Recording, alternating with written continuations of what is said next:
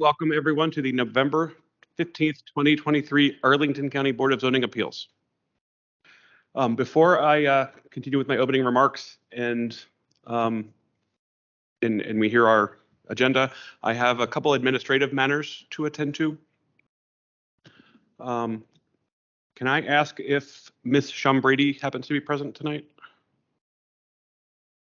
Okay. How about Mr. Blakely? Mr. Blakely, excellent. Are you? Can you tell me who you're representing tonight? In one or two appeals? Two appeals. Is there a representative present for the Boston, Virginia Civic Association? Excellent. Is there a representative for the county attorney's office, whom I think I saw online? Yeah, yes, Mr. Chairman. This is Ann Golsky with the county attorney's office. I am not able to hear any of the responses from the audience as to who is present. Would it be possible to repeat that? So, yeah, I'm sorry. They just stood up, and that's probably my fault. We have Mr. Blakely representing Mr. and Mrs. Myers in their two appeals, which I believe is 04 and 07. And we have Mr. James Rosen representing the Boston, Virginia Square Civic Association Appeal 05. And I called out for Ms. Shumbrady, and I don't believe she's present online or in the room. So we will proceed with the three. Thank you, Mr. Chairman. Mr. Bowen, have the appeal fees been paid for these three appeals? Again, that is 4, 5, and 6. Yes, Mr. Chair, as of this afternoon. I'm sorry, 4, 5, and 7. 7. Yeah, as of this afternoon for 0004, 0007, and 0005, I believe. Those three appeals did have their fees paid as of this afternoon. Okay, I understand it's county policy that appeals don't get scheduled until the fees are paid. Now that the fees are paid, I would like to schedule these three appeals for January 31st, 2023. I'm sorry, 2024. Thank you, Ms. Freshman. I have it on my notes. I wrote 23. So.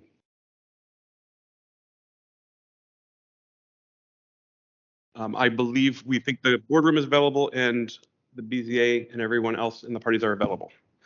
So I would like to seek unanimous consent from my colleagues to schedule appeals ZAPP 22-004, 005, and 007 for January 31st, 2024. No objections. Hearing no objections, unanimous consent passes unanimously. Along the same lines, I have two more appeals to schedule, which are, and Mr. Bowen, correct me if I'm wrong, ZAPP 23-003 and 004. Mr. Chair, I'll check that momentarily. I believe that's correct. That I would like to request unanimous consent from my colleagues to schedule for January 24th, 2024. Hearing no objection, my motion passes unanimously for these appeals. Okay, back to the first four appeals.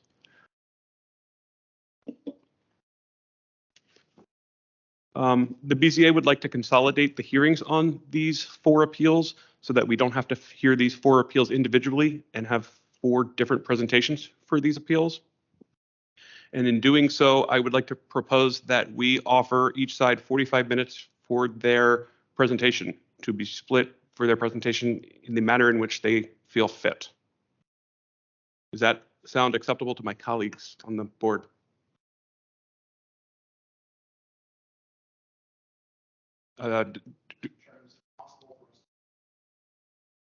Yeah, please step up.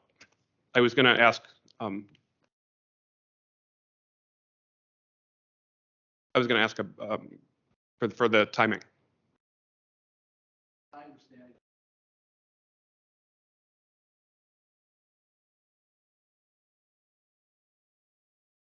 I'm sorry. There, can you hear me now? I can. And can you hear me? Okay, sorry, the microphone was not on. You're proposing, as I understand it, 45 minutes for So the 4 appeals per side. per side. No, so normally in an appeal, this board has deemed 20 minutes per side. The, I don't know, requirement or the allotted time per side. But since we have now 3 of these appeals, we wanted to consolidate them into one hearing. You had mentioned 4 appeals, I gathered, but you're talking about the BVSCA and the 2 Myers appeals. Correct. Okay, Right. so that- Yeah, I apologize. We only have 3 appeals before us in this group, so I misspoke. I apologize. Is it possible to get any more time than that, or that's sort of the limit of the? I would throw that to my colleagues for this discussion. True.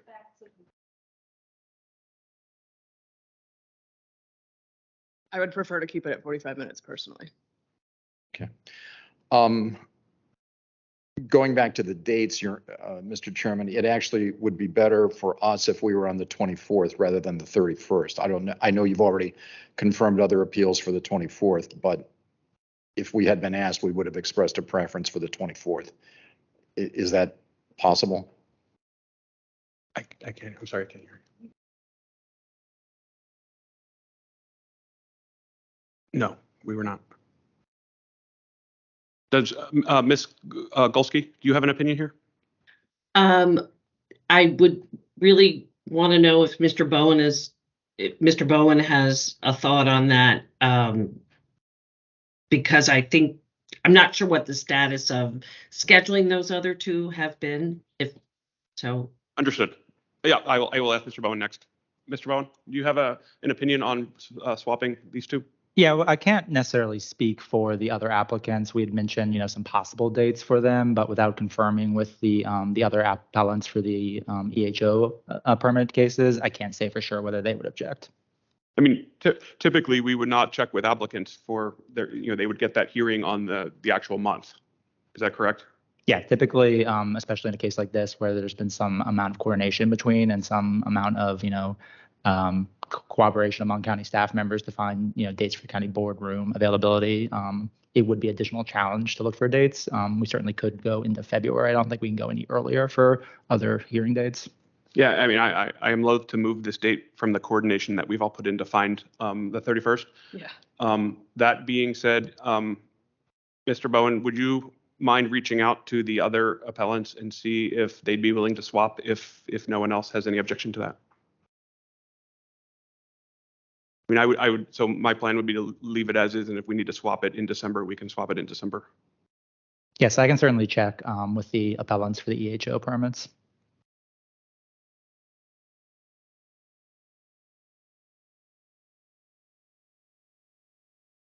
I mean, I think we could figure this out and make it official at our next hearing, right? So we should be able to figure this out pretty quickly and notify applicants, and then we would just, rubber stamp that in December. I think we need to No, do it before We then. need to do it before that. Yeah, Okay. that's not enough time. Okay. Then let's leave it as is. Thank you, Mr. Chairman, because the 24th would definitely be better for us. We are willing to work with the 31st if necessary, but we would prefer to be on the 24th. Yeah, no, I think there's a misunderstanding. yeah. I think we're gonna. Well, I understand that, but this is sort of an extraordinary circumstance because we, after all, have been wrongfully denied our appeal rights for a year and a half. So, Oh, please. This is. no, I understand that. That was entirely Mr. Bowen's No, responsibility. I'm sorry. This is not a discussion we're gonna have. Not now. appropriate. Okay. This is logistics and The one logistical issue, though, Mr. Chairman, which does relate to that, is whether we can have the right to supplement what we filed with respect to the appeals, because it has been a year and a half, and there have been developments since then that we believe are relevant that we would like to bring to the board's attention. Yes, and I believe that is normal process that an appellant or an applicant can submit additional material at any time. Is that correct, Mr. Bowen? I would defer to Ms. Golsky on that. Appeals are largely handled by the county Fair enough. attorney's office with the zoning administrator. Ms. Kolsky? Mr. Chairman, I would say that anything after that has happened after the filing of those appeals is irrelevant to the board's decisions on the appeal as it was filed.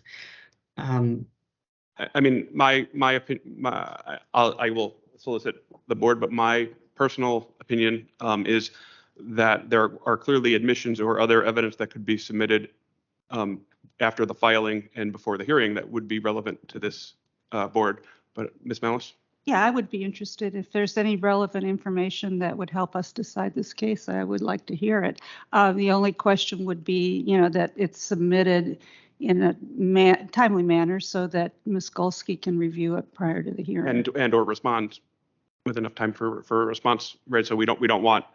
My impression is that applicants bring materials to the hearing routinely. I mean, that's why we have a hearing is to get new information. And we would certainly entertain, relevance of certain materials during the hearing if needed.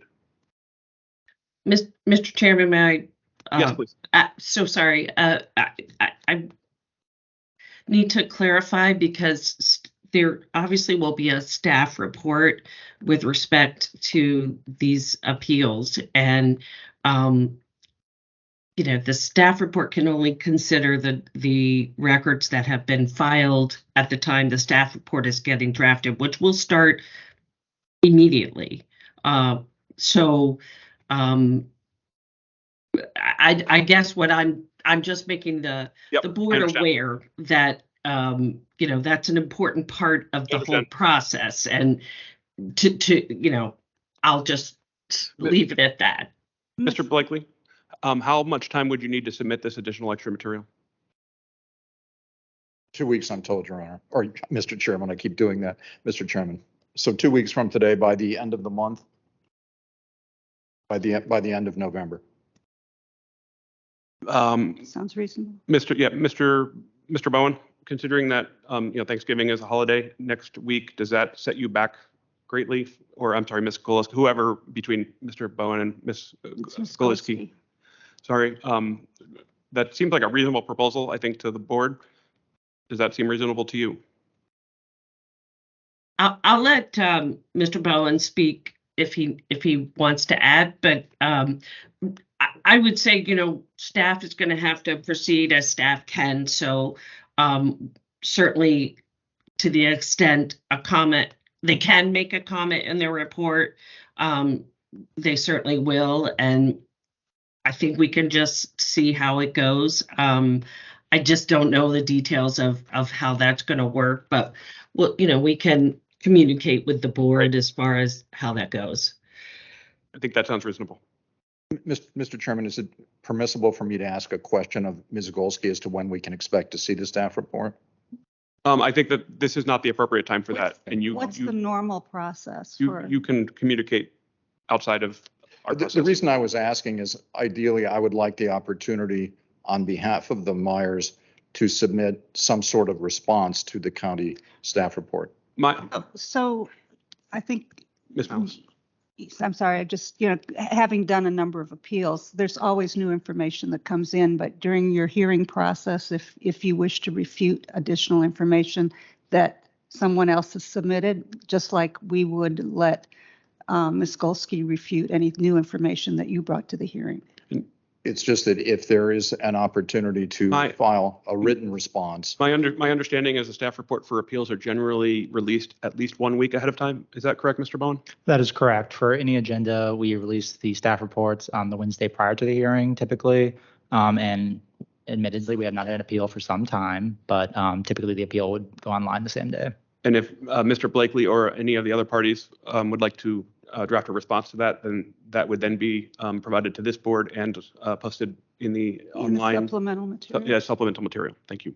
Yes. After we print the staff reports on typically Thursday before the hearing, any additional information received after that time would be a supplemental document.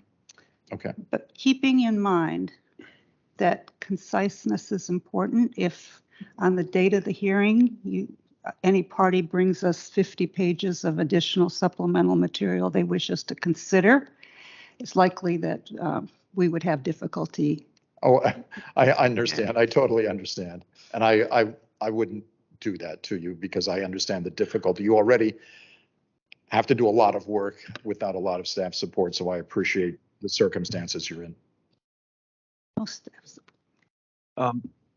I have two final points I just want to address to all parties. One is in appeals, this board is typically required to make findings. If you have proposed findings, please include that in your materials. That's for both, right? I'm sorry? For both parties. For both parties, yeah, all parties involved, as well as I assume that there will be some, for lack of a better word, ancillary issues in this case, like for example, standing. And so make sure if any parties raise that, that is identified in your filings so that the other party can then respond to those arguments. My last comment is that this board will plan on addressing those other issues. So if standing is raised by anyone, we will make a decision on standing, but regardless of that decision, we would still plan to reach a decision on the merits, just in case this appeal would be appealed to the circuit court. We don't want to have to hear this case a second time. Very good. Is there anything else that you need That from me, is Mr. Chairman? all I had on my list. If my colleagues have nothing further. So where Miss- did we leave the schedule? I'm sorry. Where did we leave the schedule? The schedule is, I think the schedule is set. I think the logistics of changing it is too As- challenging. And so the Buck Street appeals, these three appeals are going to happen on January 31st, 2024. And the two other appeals from Miss Reed will be on January 24th, 2023. Thank you for moving us to the front of the agenda tonight, Mr. Chairman. I appreciate it. You're welcome. Miss. Thank you. Is there, Miss Golsky, did you have anything else? No, thank you very much. And I echo Mr. Blakely. Thank you for moving this up. You are welcome. Mr. Rosen, please. Mr. Rosen.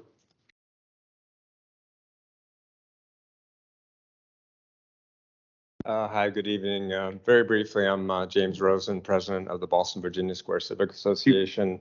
I'm really just here to reaffirm the interest of the Civic Association in following up on the appeal that we filed on May 13th, 2022. And just to say that we're in agreement with the discussion on the dates and the timing of the appeal. Excellent. Thank you. And please work with the other parties on divvying up the time, the time allotted to the parties during the actual hearing. That's it. Thank you. That concludes. That concludes whatever portion of the agenda that was. I will now continue with my opening remarks so that everyone who has been waiting patiently can have their cases heard. The November 15th, 2023 Arlington County Board of Zoning Appeals now continues to be in session. Good evening and welcome. I am Richard Kaplan, Chair of the Board of Zoning Appeals. The board is made up of 5 citizens appointed by the Circuit Court. In addition to myself, we have Vice Chair Intamalis, Judy Freshman, Portia Clark, and Lindsay Arthurs. Also present is the professional staff, including Blake Bowen, Board of Zoning Appeals Coordinator, Meg Ryan, BZA Associate Planner, and Brett Goldberg, BZA Associate Planner. We thank you for being here and extend a warm welcome. To avoid disruptions, we ask that you please place your mobile devices in silent mode.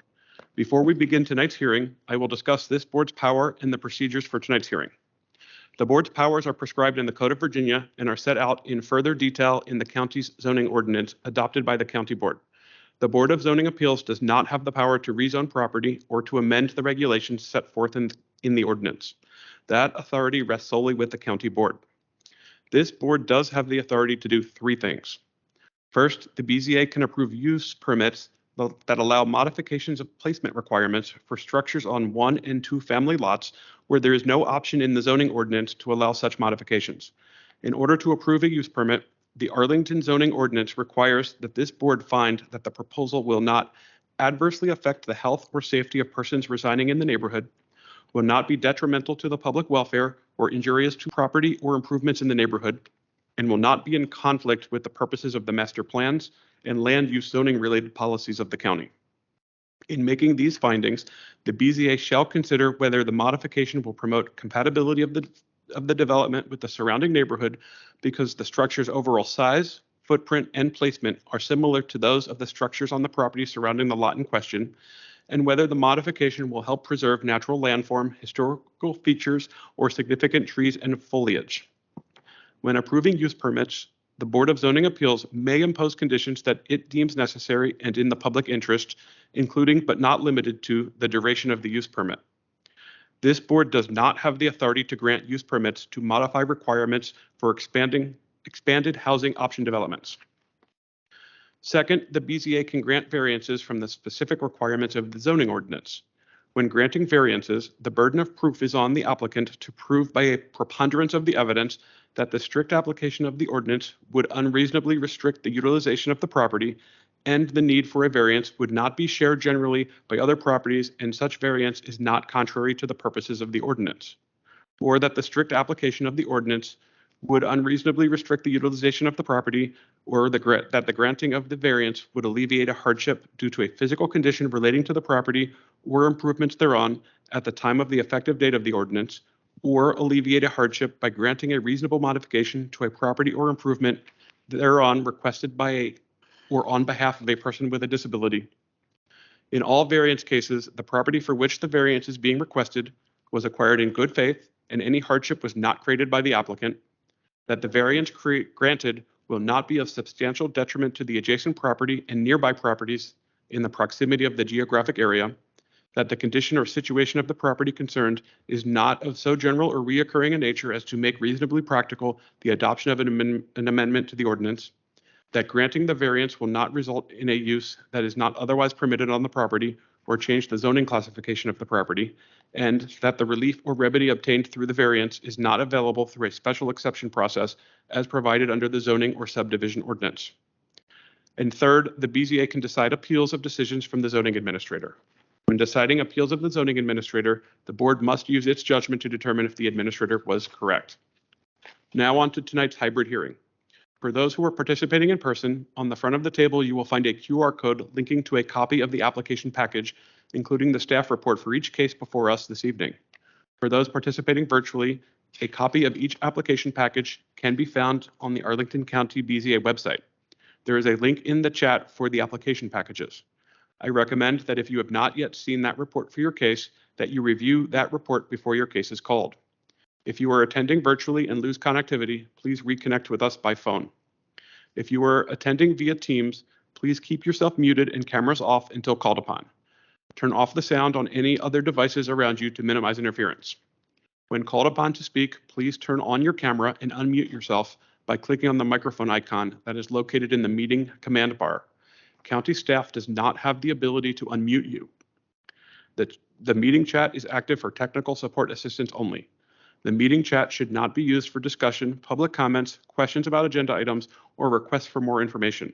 All public comments must be shared verbally or have been previously provided in writing for the record during the assigned public testimony period. This evening, staff will call each case and will provide a brief staff report and recommendation. Next, board members will ask questions of staff they may have. Applicants or their representative will be given an opportunity to make comments to support the application or appeal. Next, all speakers for the items will be called. Speakers must fill out a speaker's slip online or is available on the table in the front of the room. After we hear from speakers for and against the proposal, the board may permit the applicant a brief opportunity to clarify any points. The board may ask questions of any speakers, but does not permit any cross-examination or direct questioning by others. For tonight's hearing, this board has deemed the following time limits for speakers to be sufficient: 20 minutes for applicants of appeals, 5 minutes for applicants of use permits and variances. We have deemed 3 minutes for representatives of organizations and 2 minutes for individuals as sufficient. After the board has gathered all the information we need and have discussed the case, we will decide the matter by voting on a motion duly made and seconded. A majority is needed to approve any motion. Please be respectful of the time allotted. This is a public forum and tonight's meeting will be recorded and posted on the county's website. All information associated with tonight's meeting, whether spoken or written, is subject to the Freedom of Information Act requirements. Any appeal from this decision of this board must be made to the circuit court in accordance with state law. After your case of interest is heard, you are welcome to stay for the balance of the session or leave at your convenience. Lastly, we have a few items on the consent agenda for tonight. For the public's benefit, the consent agenda is used by this board to quickly decide on agenda items that are complete and non-controversial. An item can be removed from the consent agenda at any time by a board member or will be removed from the consent agenda if a member of the public desires to comment on the case, either for or against. Mr. Bowen, I believe we have 3 cases, including 1 deferral on the consent agenda.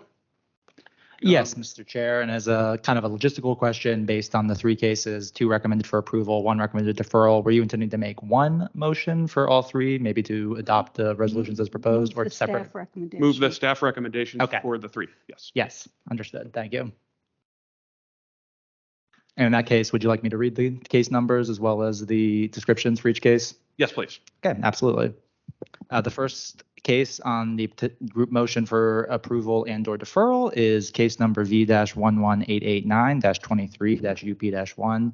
This is a use permit request by Ram Nabar on behalf of Ann Wittenberg and Gregory Paul Axe, the owners, to permit a left side setback of 7.1 feet to the wall instead of 8 feet as required, to permit a left side setback of 3.6 feet to the stairs and deck instead of 5 feet as required, regarding the removal and reconstruction of stairs and deck to the existing one-family dwelling in the R6 zoning district on the premises known as 1309 North Quintana Street within the Madison Manor Civic Association. This case was recommended for approval by zoning division staff. The second case is case number V-11894-23-UP-1. This is a use permit request by Expedite Plus Incorporated on behalf of Khalid Agnigdi and Nabar Asaf, the owners, to permit a right side setback of 5.5 feet to the carport, 5 feet to the carport eave instead of 10 feet to the carport, 6 feet to the carport eave as required, and to permit an aggregate side yard width of 13.4 feet instead of 18 feet as required regarding a carport addition to an existing one-family dwelling in the R6 zoning district on the premises known as 4635 24th Street North within the Old Dominion Civic Association. The staff report and recommendation from zoning division staff was to defer this particular request to the December 13th, 2023 BZA hearing. The last case being considered for inclusion in the group motion is case number V-11896-23-UP-1. This is a use permit request by Margaret Page, the owner, to permit a right side setback of 6.1 feet to the porch space instead of 8 feet to the porch space as required regarding a structural alteration, replacement of existing columns, rails, flooring, floor joist, and piers to an existing front porch to an existing one-family dwelling in the R6 zoning district on the premises known as 125 North Fillmore Street within the Lion Park Civic Association. The zoning division staff recommendation for this request is approval. Thank you, Mr. Bowen. Are there any speakers in the room or virtually who would like to be heard on any of these 3 items?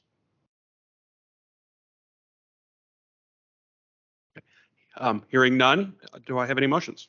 Mr. Chairman, Ms. Malice, I move the staff recommendation on the 3 consent items listed. is there a second? Second. Ms. Freshman, seconded by Ms. Freshman. Motion made by Ms. Malice and seconded by Ms. Freshman. Is there any further discussion amongst the board? Hearing none, I will call the roll. Ms. Malice, Aye. Ms. Freshman, Aye. Ms. Clark, Ms. Arthurs. Aye. Chair votes aye. Motion to pass the 3 staff recommendations passes 5-0. Thank you, if anyone is here for those. Again, I just want to thank you for everyone's patience for our administrative matter at the beginning of this hearing. But we are now ready to call the first item on our standard agenda. Mr. Bowen, can you call? I guess item number 1 is a withdrawal. So Yes, I will read the withdrawal call that? request. It is the first time on the agenda, but it's not really the first full request we'll be hearing tonight.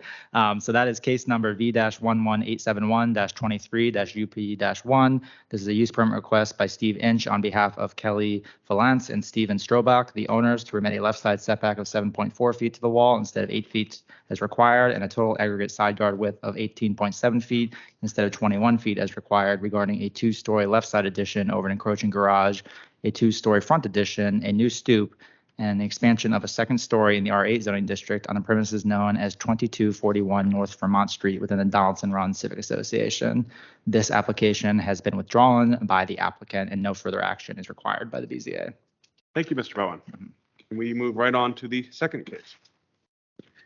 Yes, the second case on the agenda and the first case that is, I would say, a standard case is case number V-11887-23-UP-1. This is a use permit request by Charles Moore of Moore Architects PC on behalf of Howard Rinman, the owner, to permit a left side setback of 5.8 feet to the addition wall instead of 10 feet to the wall as required, to permit a left side setback of 5 feet to the new second story addition eaves instead of 6 feet to the eaves as required, to permit a right side setback of 9.2 feet to the addition wall instead of 10 feet to the wall as required, to permit a right side setback of 4.1 feet to the new window well instead of 6 feet to the window well as required, to permit a total aggregate side yard width of 15 feet instead of 18 feet as required, and to permit a street setback of 19.4 feet to the front porch, 18.5 feet to the porch eave instead of 21 feet to the porch, 19.5 feet to the porch eave as required from 9th Street North regarding a new second story addition on an existing house with a new window well and 2 rear additions to an existing one family dwelling in the R5 zoning district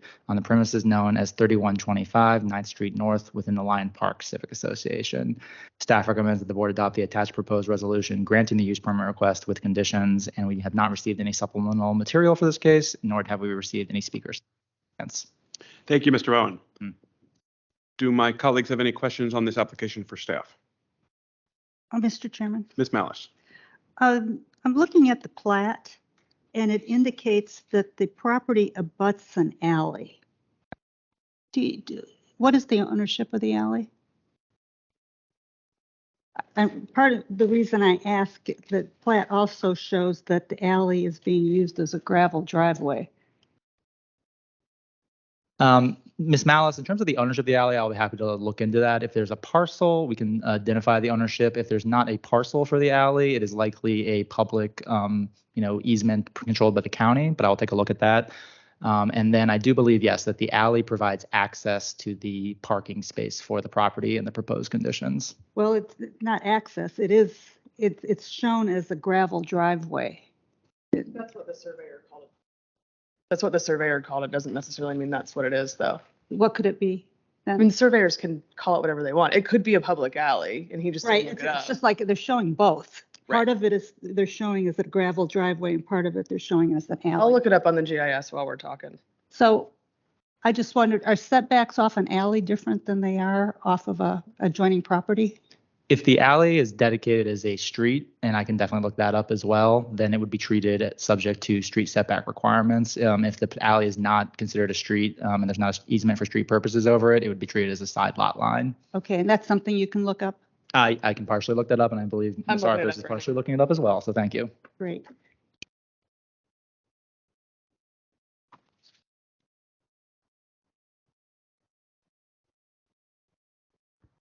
I guess that might take a minute. We can. Yeah, I was gonna, while several people are looking that up, I wanted to make an inquiry of the applicant or their representative briefly. They can speak.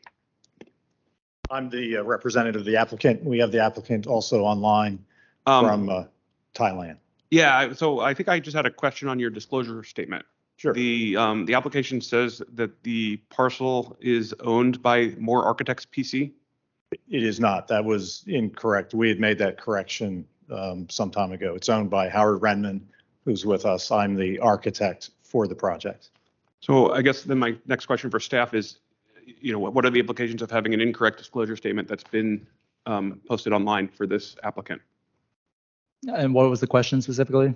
Does that prevent this board from acting, or is that a decision for this The board? disclosure error, there's a disclosure statement error, evidently. I would say that that's probably at the discretion of the board, because you can always predicate an approval on the submission of a revised disclosure statement if you're inclined to make an approval. But it has, I guess I don't know, I haven't decided for myself, but my concern is that this application has been posted online for now a week or two. And so, the purpose of the disclosure statement is to be disclosure. So the So I disclosure would throw that out statement, to my, the disclosure statement that's online does not say that the architects own the property. So what is the owner's address?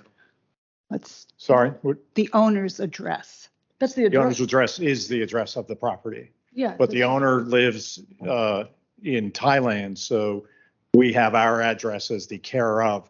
I have a copy of the disclosure statement, and it clearly has the name of the owner as the Howard A. Renman Trust. with the parcel address, but the address, Yeah. so that, We need so the that owner's things can be address. mailed, they could come to. They're taking, that, because he's overseas, that's the address that they're using for the trust right now. Okay, it's just, we need the owner's address on here. And That's what the The owner's owner's using as their address. Yeah, the owner's address is the address of the parcel, but Okay, because they don't that's live in what the we wanna house at the moment, they live in Thailand. And the owner is with us from Thailand. Oh, what time is it in Thailand? It's, Howard, is it 8, 7:36 in the morning? It's 7:30 here, Thursday morning. So,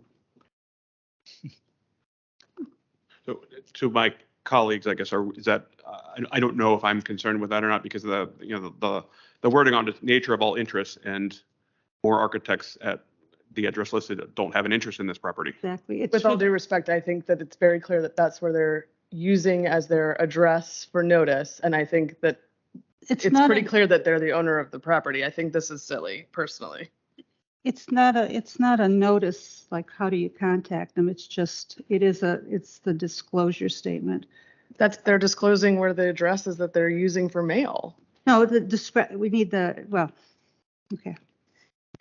To go through all of this for an address just seems completely blown up.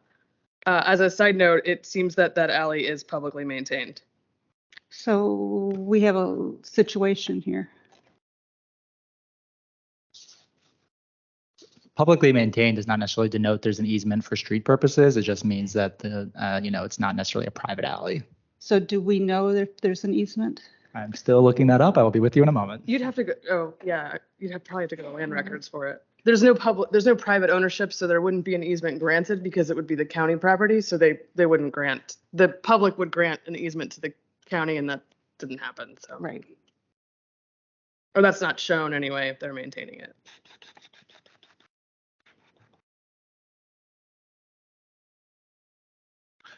In the meantime, would you like to speak to your application? Sure, I would, I'm first Charles Moore of Moore Architects, and we are the architects for our client, Howard Renman. And Howard, as the owner, would like to make a statement. So I would invite Howard if it's Excellent. okay. Thank Howard, you. please. Hello from Thailand.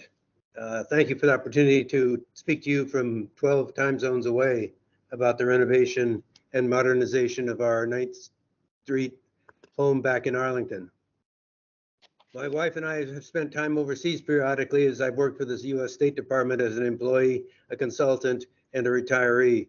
But my wife and I have continuously been Arlington residents, voters, and taxpayers for more than 20 years. 3125 9th Street North is a one-story, two-bedroom, one-bath house built 95 years ago in 1938. I've owned 3125 9th Street for 17 years, and it's been our principal residence, our home since 2012, when I retired from the U.S. State Department 11 years ago. We look forward to renovating and modernizing our small house so that it will continue to meet our needs. While our property is zoned R5 and is non-conforming in lot size, our renovated home is designed to be modest and fit in our neighborhood. The addition to the rear of the house will be narrower than the current house, and as such will not exacerbate the current setbacks. And the second floor addition will match the existing first floor footprint. We expect to live in 3125 9th Street North for the rest of our lives, but since the house is 95 years old, we need to proceed with the plans before you in order to make that home continue to meet our needs.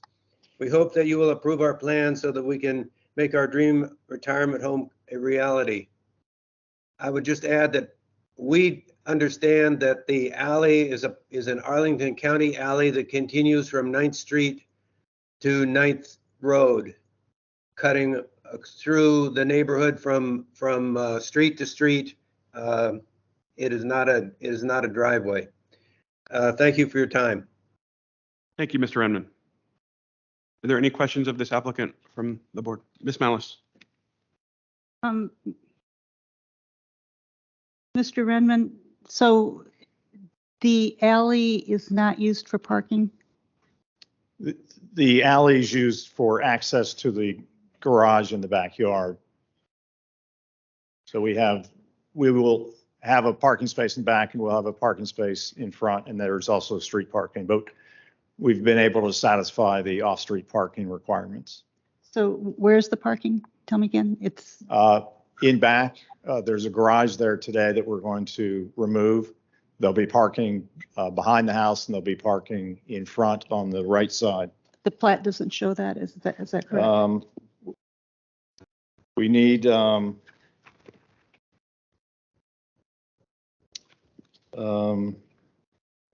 believe we had added that as a question. In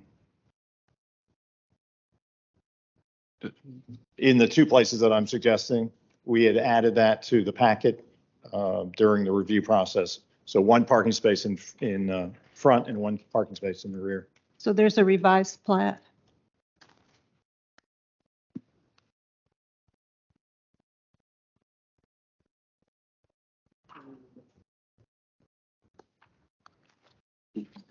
Do you need the two parking? Yeah, And- but You do? where's, Okay. where's it now? And does that affect our lot coverage figures? Is that calculated in the lot coverage, or does this change lot coverage? I guess that's a question for staff. Sorry, could you repeat that question? I was looking at the street network. Does your lot coverage calculations in the staff report include any coverage which would or wouldn't be required for the two parking spots that we're talking about? In other words, do you have a revised plat that we don't have? The plan that is in the packet has two in the back of the house. So likely, assuming they would be about the same distance, maybe that was used the same calculation. I have no idea. That's why I'm checking. I don't know how long a drive That's would why I'm be. checking with staff. And if those changes, then that's going to affect the calculations. So. Yeah, we did send that in when that was a question during the early portion of the review. Ms. Arthur, so Wait. are you looking at a document that shows that where the pads are? Yes, it is. The final revision to that drawing shows two in back. Yeah, that's the one that I'm looking at. Yeah. It's at it's the last page of the plans, just before you get to the statement of support. We normally get a lot calculation worksheet, but I'm not seeing that. The coverage worksheets are optional. They're not required. We do perform our own zoning calculations. I believe this plat that is, or not plat, this drawing that's being referenced, showing the parking was requested by zoning division staff to verify that parking requirements were met and were included in the parking calculations. Thank you. But are they included in the lot? I mean, I'm looking at this and now the whole backyard looks covered by a pad. Has this been taken into account for the coverage? I would be happy to quickly estimate the coverage to the extent possible while we're here, just to verify if that makes the board more comfortable. And I will say that while we were talking, I was checking several definitions or several factors of what constitutes a street. A street needs to be at least 30 feet wide. And if it's less than 30 feet wide, it is not subject to street setback requirements. The alley appears to be about 12 feet wide, so it would not Okay. be subject to street setback requirements. Thank you. Mr. Bone, I just want to make sure that this applicant, when they do their wall checks and their final survey, then isn't back before us with a variance issue that we might not Yeah. be able to grant. The lot coverage. Yes, I'm happy to take a few seconds of calculations to prevent heartache for everybody. Just trying to prevent trouble in the future for you. Should those pads be shown on the plat? That's the other question. And not on the, not just on the drawings. We would definitely want to see usually, features on a plat if there were setback issues. For a parking space, there's not setback issues. So as long as we know the size and we can include those in our own coverage calculations, I don't think it needs to be included on the plat. Okay. Okay, so the only remaining question is coverage. Yes, and if you give me about maybe 5 minutes, I will be happy to report on that. So if there's any other questions in the interim, that would be a good time. Table this until, Are there any other, before I let the applicant go, are there any other questions for the applicant? we could table. Mr. Bone, do you need some time? Is that going to take a Yeah, little bit? probably about 5-10 minutes. Okay, so why don't And I can call the next case and then we can hear from the applicant for that case. if Yeah, if why you're so don't inclined. we table this and we'll get back to you shortly. Thank you. Mr. Bowen, can you call item number 3 on the agenda while we, Yes, the next item on the agenda is case number V-11888-23-VA-1, a variance request by Theodora Stringham on behalf of Carbright Enterprises LLC, the owners, to permit a new one-family detached dwelling on a non-conforming lot that does not meet the minimum lot area or lot width requirements for the RA 1426 zoning district, to permit a total lot coverage of 48.2% instead of 40% as required, to permit a height of 36.5 feet instead of 35 feet as required, to permit a street setback of 9.7 feet to the wall, 8.1 feet to the eaves instead of 25 feet to the wall, 21 feet to the eaves as required from 8th Road South, to permit a right side setback of 3.1 feet to the wall, balcony, and a window well, 2.1 feet to the eaves instead of 10 feet to the wall, 6 feet to the balcony, window well, and eaves as required, to permit a right side setback of 3.9 feet to the chimney instead of 8.5 feet to the chimney as required, to permit a left side setback of 5.3 feet to the wall, 5 feet to the eaves, 2.9 feet to the stormwater planters, and 1.6 feet to the areaway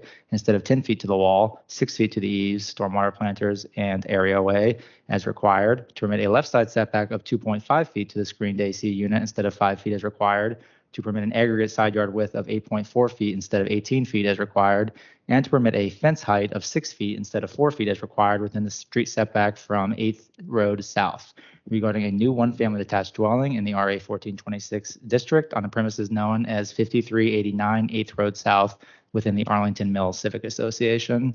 Staff recommends that the board adopt the attached proposed resolution denying the variance request. An alternative resolution has been provided should the BZA see fit to approve the variance request as advertised.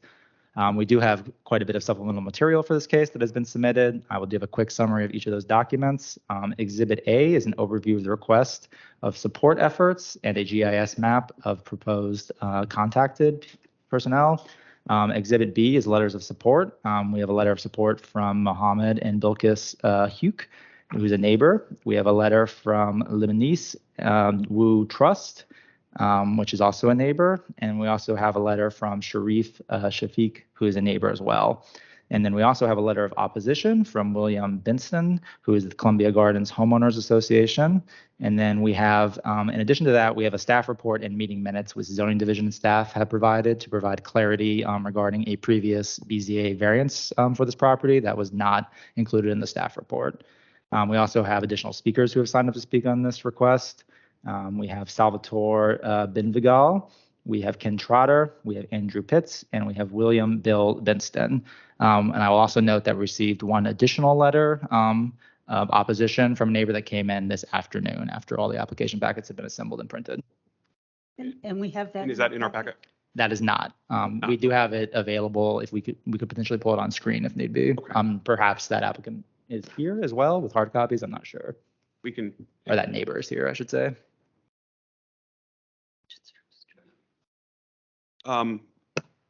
are there any questions of staff from my colleagues? Mr. Chairman, Ms. Malice? I know we've got tasked Mr. Bowen with other things. But Yeah, it might not have made too much sense to have tabled that last one, given we're probably going to monopolize Mr. Bowen now. Happy to take a stab at a few questions and then get back to work. Is it enforceable, possible for this board to create a condition that this site would be used for refugees in perpetuity? I would say that would be difficult to enforce how, in terms of how you would define a refugee. I would say additionally, it would be tricky to enforce, for zoning division staff, to monitor that, in perpetuity. And I would also say that could be a use question, which the board would be, I'm not sure how a refugee housing would be classified by the zoning administrator as a use type, and it could constitute a change in use. So if that's the case, the purported use for this property would not be relevant to our decision? Say that question one more. I would like to consider it again. If we cannot condition that this site would be used for a particular use in perpetuity, in other words, this site could be used by, a single family, an individual, um, as well as any refugee or any other group, that means that use is really not relevant to our decision because it's something that we can't control. Yes, I would say that a condition stipulating a particular type of tenant lives in this house would be a use distinction. Sorry, I believe my microphone's working again. Would be a use distinction that would be out of scope of the BZA. So discussion about use is not really relevant to our decision. Yeah, for purposes of the zoning division, this is treated as a single family house for a family or a group that meets the definition of a family. Okay.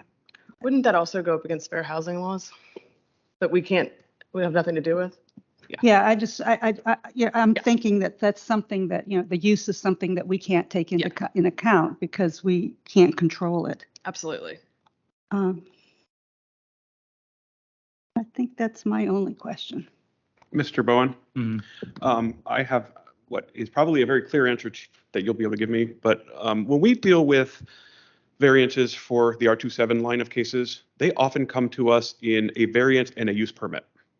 Is there any reason why this case is not a variance and a use permit, or why the R27 cases are not just a variance? Yeah, R27 district is considered a residential R district, single family district, and it is stipulated as a zoning district where the BZA is empowered to approve use permits for setback modifications. The RA 1426 district is not denoted as one of those districts, so even setback relief would have to be approved via a variance. That makes a lot more sense. Thank you. No problem. I have tons of more questions, but I don't know that I want them now.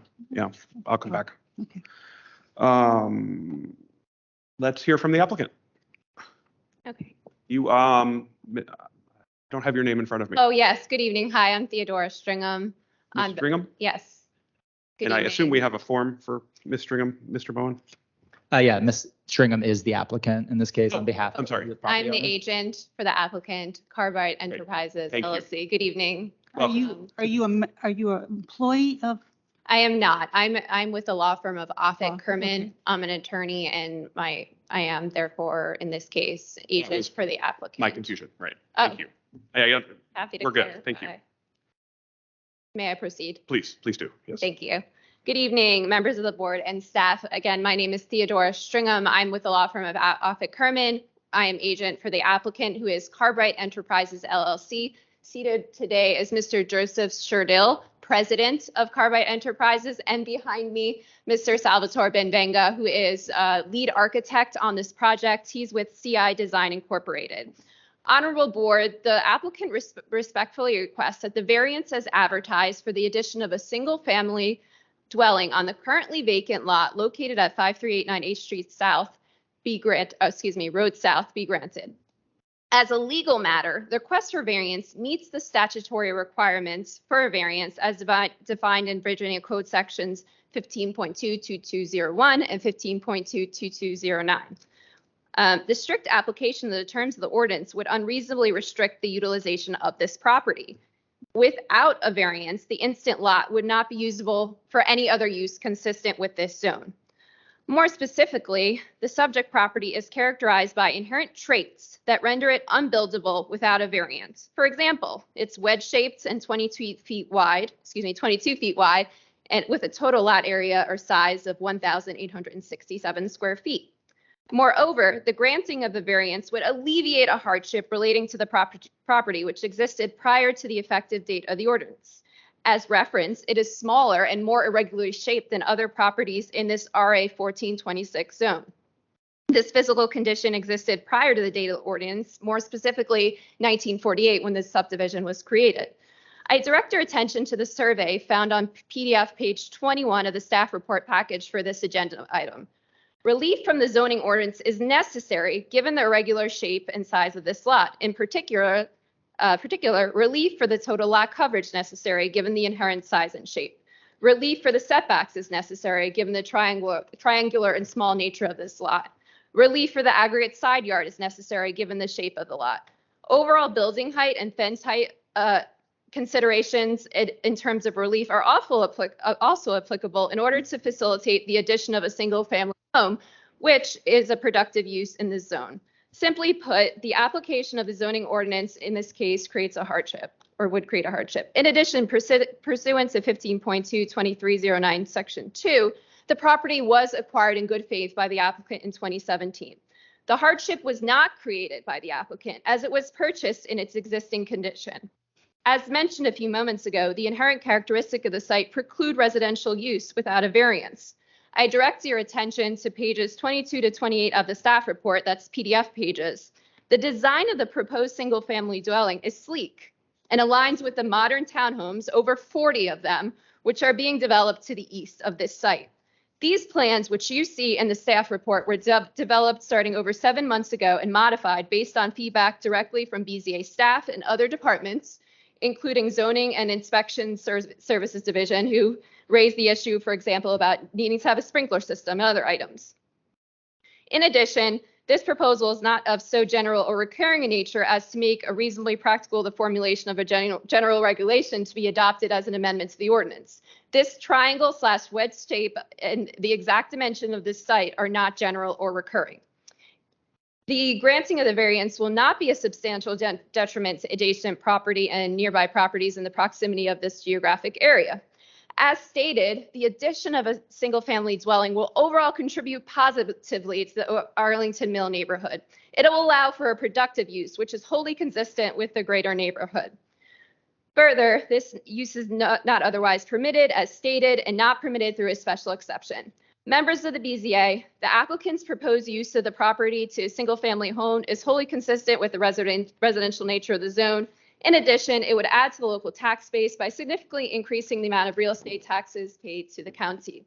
The applicant is aware that the BZA values community feedback, and as a result, reached out to approximately 30 neighboring property owners and requested their support.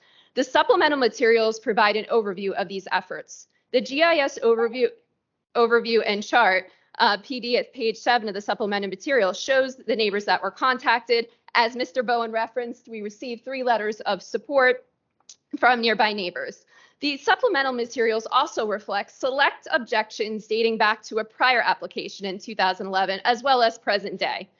I would note for the BZA that much has changed since 2011, including the green space reference and the overall community, particularly considering the townhome community development, the difference associated with this application, as well as the necessity of a variance to this very unique case.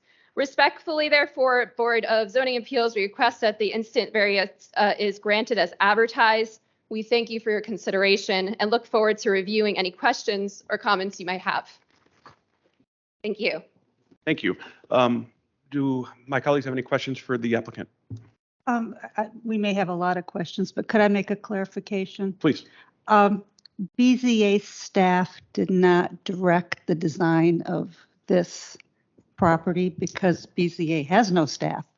You were referring to, I think, zoning staff, which is not part of our group. Yes, Ms. Malice, my apologies. I didn't mean to give staff that wasn't yours. That's my fault. I was referring to conversations that Mr. Bowen facilitated with Ms. Ryan and Mr. Goldberg. There's several other very helpful individuals that we spoke to, and just wanted to demonstrate that the applicant has been flexible in listening to the suggestions of staff. And I leave it to you in terms of their identification. I didn't mean to say that wrong. Questions? Do you want to hear speakers first, or do you want to? Oh, how do you want to do this? I have a question. Ms. Arthurs. I think, I'm sorry, Ms. Malice, I think that we should, the applicant is here and we should get our questions answered. And that might be helpful to the speakers. And then if we have more questions after the speakers, we can bring people back. That's my feeling. Okay. Ms. Arthurs. I am very confused by the supplemental material. Is it the applicant's supplemental material? I don't know whose it is, and I think that's the problem. There's an objection from the Columbia Gardens Homeowners Association, and then there's a plot attached, or a GIS, maybe it's a plot. And then there's adjacent property owners objection, and they're talking about a 2011 BZA hearing. And then there's information past that. Is that I saw that. related to the 2011 hearing, or is that for this? Maybe report? staff, I think, added I'm just confused. Yeah, there's a staff report and meeting minutes with red text at the top. Hopefully that printed in color with 2 notes. Those documents were provided by zoning division staff after interacting with one of the neighbors who pointed out that there had been a previous variance for the property that was submitted under a different address. So it didn't come up when we queried the property initially. But we've confirmed that is this property? Yes, same RPC number, same square footage. Thank you. And could I just ask you, what is the relevance of that? You know, just summarizing for us. My understanding is that previous variances shouldn't be used under Virginia law's comps for current variances, because variances are one-off, not based on other variances. From my purposes, the reason we included it is because when I drafted the staff report, I did not include that case. And then having seen that there was a case, I brought it to your attention what was requested and what That you the didn't minutes reference approved. it up front. Yeah. Thank you. That there was that previous action on that site. Okay. Okay. Thank you. We Thank you. understand. For Good the question. clarification. You're right. I'm so Good question. I actually had the same question, but I didn't write it down because it was supplemental material. Do we have other questions of this applicant before we relinquish the first opportunity for questions? Questions. I guess Or do we want to hear from? I have things that I'm want to say, but I don't however you want to proceed. Okay, I sense that we should hear from our speakers and then we could do our questioning. So So we'll come back. Is that please, yeah, correct? we will, if we have questions, which I assume we will call you back up. Thank you, Chairman. Thank and you. board. Is our first speaker, Mr. and I apologize, Ben Venga?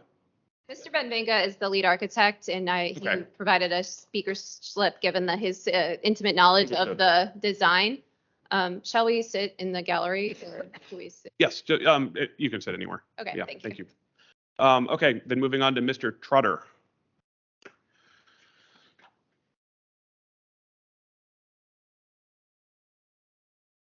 Mr. Trotter, can you please tell us where you live or your relationship to this?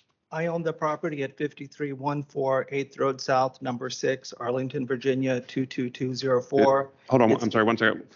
53, we're all looking at a map, so It's directly across 8th Road. There's some garden style apartments. 50, that are okay, so 53, and then what was the last 2 numbers? 5314 8th Road. South. 5314. Yes. So it's across the street. I think that those are multi-units. And a unit. I own one of the units across the street. Okay. 5314. Thank you. Please proceed.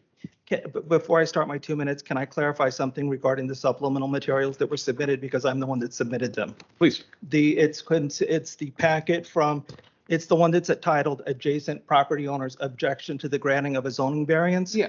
It is from 2011. I have resubmitted that. I wasn't given proper notice of this hearing. I didn't even know any of this until about Thursday of last week. And I didn't even get any of the materials from what was planned until that time. So to be able to do a comprehensive response was not sufficient. But given the fact that the last application for a variance was from an entity that was trying to build a single family home, and this is also a variance seeking to establish a single family home on the same tiny parcel, many of the reasons that were adopted in that are still relevant. And so I've resubmitted that for consideration. I could have updated it if more time had been permitted. So can you just, what is it titled? Adjacent property owners' objection to the granting of a zoning variance. Okay, I see it. And it does include in a footnote there, both my name and my property address, as well as the name of a person who joins me on this response, Assad Adamati. I note that he was one of the persons that did receive an outreach package from the applicant. That package was not received until Thursday or Friday of last week. So he was also likewise not given proper notice to really prepare a full response, especially for something that's apparently been in the works for months.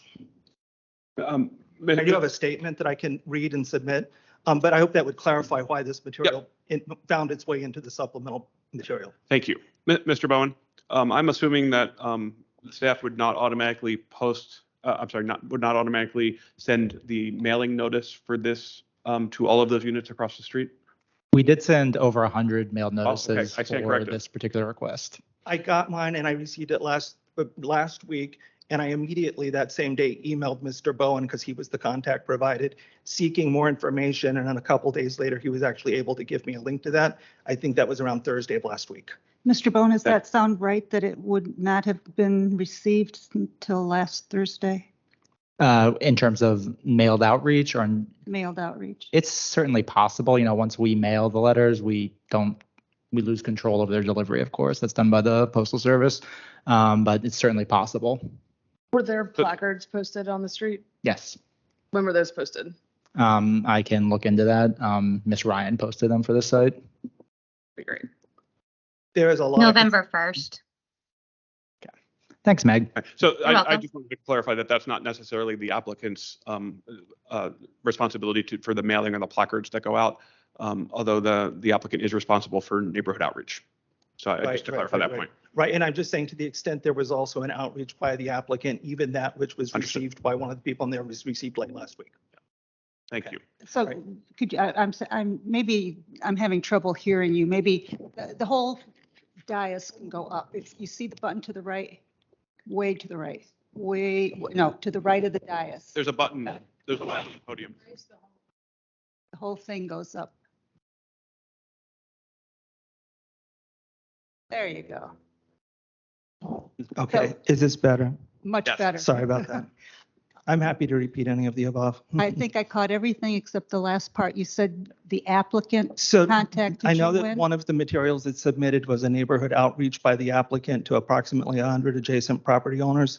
I wasn't one of them, even though I do own a unit across the street. I didn't receive the material, but one of the people that's included on the material that I sent to you, the owner of 5320 8th Road South, unit number 9, Asad Edamati, received a package from them. I believe it was by FedEx, but that also wasn't received until late last week. So the point is we're resubmitting what we submitted in 2011. It's a similar concept, single family house on the same small parcel. Many of our same objections apply here. We did not have sufficient time to update all of this material. Understood. I have a statement I can Please, read. go ahead. And I also, if it's helpful, I can afterwards submit this. I have an extra copy so we can add this in. And I'll be happy to answer any questions too later. Thank you. Representing a group of adjacent property owners, I appeared before this board in 2011 opposing a similar proposal for the construction of a single-family house on this very same parcel. The board then denied the variance. Today, on behalf of this, I urge the board again to deny this variance for this small parcel of land. Due to insufficient notice, we did not have time to prepare updated materials for the current variance. We have therefore resubmitted our original objections. This request, although from a different applicant, proposes a similar structure and raises similar concerns.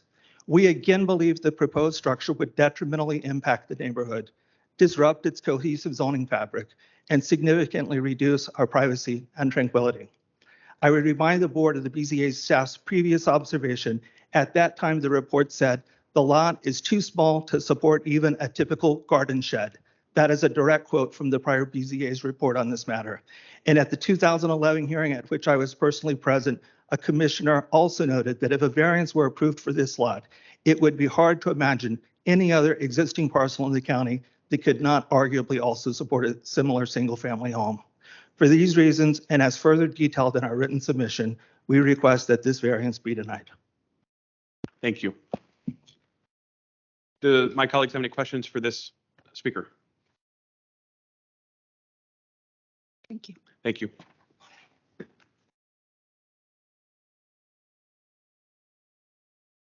Mr. Pitts, the Arlington Heights condo unit owners. Is Mr. Pitts, can you tell me where the condo units that you represent are? Immediately across the street in the 5200 block and the 5300 block. So the same Right general across area. the street. Awesome, thank you. So the prior speaker was part of the condo. He lives in, Okay. yes, his property is in the same community. Ken and I are actually quite good Did you friends. submit any materials? I did not submit any materials. Because I would have brought them up. Thank you.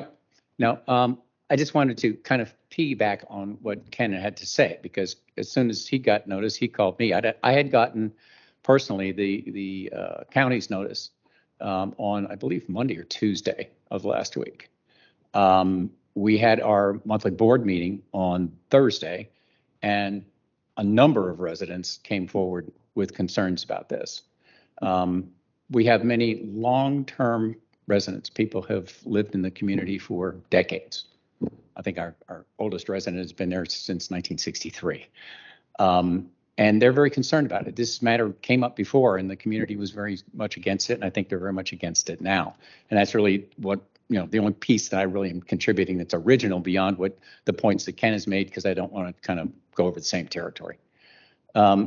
If you actually saw the lot, it is minuscule. People are, the people that were coming to me in the meeting are saying, how can they possibly put a house on that lot? And even if the recommendations that the staff made in their report as to changing the setbacks and things like that, even if you did that, you're still shoehorning this thing in there. It's not proportionate to the lot. And I get that it's a hardship in the sense that they have a piece of property that doesn't have a good use for it, but they bought it in 2017 knowing that it had been turned down before. So who's created the hardship? So that's kind of the way, I view it. I'm not an attorney. We didn't have the opportunity to get our attorneys involved to prepare a more formal response. But I can tell you that the people that live in our community, by and large, the ones that have been aware of it and have come forward, they're all uniformly against it. That's all really I had to say, unless you all have some questions. Thank you. Do we have any questions for this speaker? Thank you. Thanks. Thank you.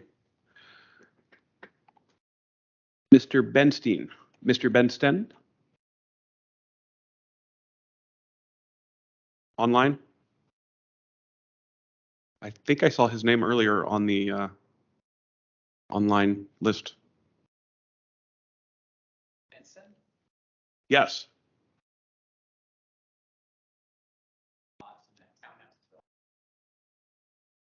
Is he present? Mr. Bowen, is there a speaker slip for? Yes, Mr. Benson was planning to speak this evening. I do not see him currently in the list of speakers. We have a bill on the meeting list right now. He would need to unmute his microphone though. Oh, I don't know if that's. I thought I saw him on there. Yeah, we have Bill Guest, I do see a Bill listed as a guest. but there's no William. Mr. Benson, if you can hear us and you're using a computer, you may be able to unmute yourself by pushing the space bar. There we go. There we go. Okay, Are you the speaker that we're looking for? yes, I am. Excellent. I am Bill Benston. I represent the Columbia Gardens Homeowners Association. We are my company is the developer of the 40 townhome lots to the immediate east of the subject applicant. And I'm speaking in their behalf that the homeowners or the potential homeowners that are buying from the builder on our property, they are entitled to expect consistency in the zoning administration. And the egregious variances being requested, upwards of 60–70% deviation on setbacks, not the least of which is the front yard setback, which just pulls it totally out of line with everything that we have meticulously designed and developed under the ordinances. It's just inappropriate. I guess really that's it. It's the far-reaching nature of the variances that are, as I said, 60%, so or more. So that's really all I have to say. That I'm just looking for equal procedure for all the homeowners in that area. Thank you very much. Thank you. Any questions? No. Colleagues, do you want to discuss or do you want to ask questions of anyone? I feel like, we can ask questions or we can kind of say where we're at, That's hence my. So we can ask questions, but, the applicant argues that they're entitled to build on this site. that may be persuasive, but they're not entitled to build anything that they want on the site. If this is a 4-bedroom, 4-bath house, 5 stories. 5 stories with a roof deck, that probably wouldn't fit on my, wouldn't be approvable on, a regular lot in Arlington. One of the speakers mentioned that, if this is acceptable here, then this would be acceptable anywhere on any lot. And I think that's a fair observation. So we can nitpick the different details, but overall, I do think this is out of line with what this site can handle. Thank you, Ms. Malice. Does any other colleagues have questions, comments? I agree too. It's overburdening. I tend to agree with Ms. Malice's comments. I do like to link back to our standards for variance. I'm having trouble understanding the hardship here. I mean, the argument that I believe the applicant has made here for hardship is that, yeah, the zoning ordinance is a hardship, but that's true. The zoning ordinance is a hardship no matter where or what lot it is applied to.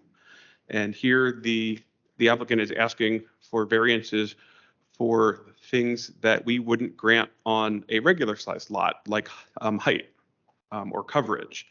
And there might be an argument to be made for the granting of a variance on this property, but not to go above and beyond, especially with the height, which is the one that really drew my attention. I am also, we heard from 3 neighbors. I'm also not convinced that building to this extent on this lot is, as the language says, detrimental to the neighboring properties. I believe is what the language says. And then the last one, which I always harp on, is that the condition of this property is not so reoccurring that the county board can issue a rule or an ordinance to correct. And I know that the staff report has identified a few of these wedge-shaped lots, or at least one in their report. And I am confident that several of these exist around the county. And the county just acted for their EHO housing, and they could have very well done an ordinance for these properties if that was their intent as well. So I also have trouble under that one. I'm also a little put off by the outreach that was done to the neighbors. It seems like the outreach in this case was, we're going to send some FedExes and we'll wait for the responses. And there was clearly not, any conversations to be had with any of the neighboring properties here to try and understand how this would affect the neighbors and work together accordingly. So that's kind of, I think I agree with Ms. Malice and Ms. Freshman's concurrence. Mr. Chairman, if we were going in the direction of the staff recommendation, I think we would need to look at the proposed resolution. I agree with you. And maybe make some modifications there so that our thoughts are more clear on the issue.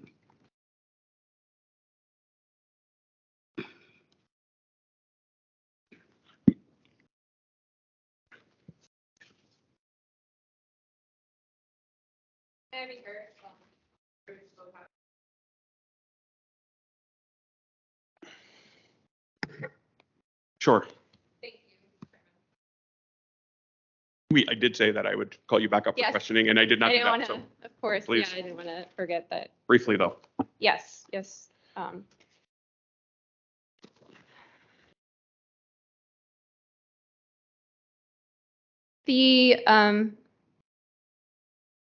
With reference to this site, the hardship as it applies is that this particular site is physically restrictive, and the ordinance and the Virginia law permits variances for that very reason, so that vacant tracts of land don't sit undisturbed. Permits but not requires. Sorry.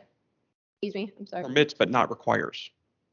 Understood. And so in this case, this would be a productive use of the property. One thing I would flag is that there's been certain critiques made with reference to a number of different issues. The issues that were in 2011 or many of them are no longer issues. This neighborhood has changed in terms of a green space, in terms of what's there. This particular home, and there's many homes in the area, would be aligned with those new townhomes and the overall neighborhood. But I hear concerns about the actual design. And as mentioned, the applicant has made some revisions to these plans and these designs once receiving communication from staff. And this staff report was received about a week ago. And now hearing that there's additional concerns, some of them that I hear is the height. Many of these requests are not as significant as characterized. For example, an NB Home or it wasn't NB Homes that spoke, by the way, it was Columbia Development, which owns some of the homes, but not all of them. And they're just the developer for folks that are coming into that neighborhood to live in those homes.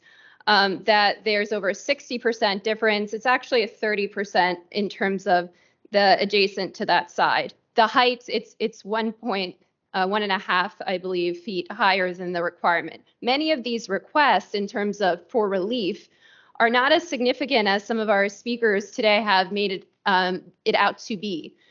Nonetheless, the applicant is here to make use of this property and values the opinion of the BZA and wants to, if necessary, make amendments to this design so that this property doesn't go on as it's been going, which is become an attraction for rodents and trash, despite all of the efforts of the applicant to make this property not be that.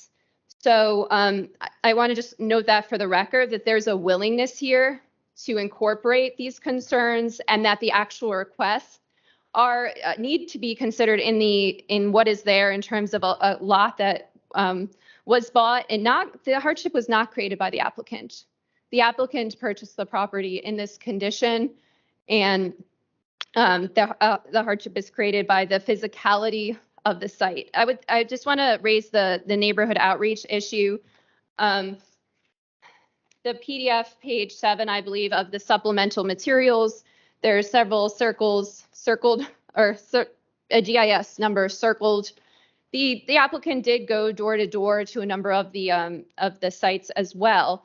In terms of tracking what we got back, those are the FedExes to show we have the tracking number so that we could show we got that back, and you could look at on your computer or phone that there was a receipt. But the applicant did, flag that those were out there to the residents and encourage them to return them by the prepaid envelopes that we sent them, we being the agent, myself, as well as my email address. So the applicant did put that out there. Some folks opted not to.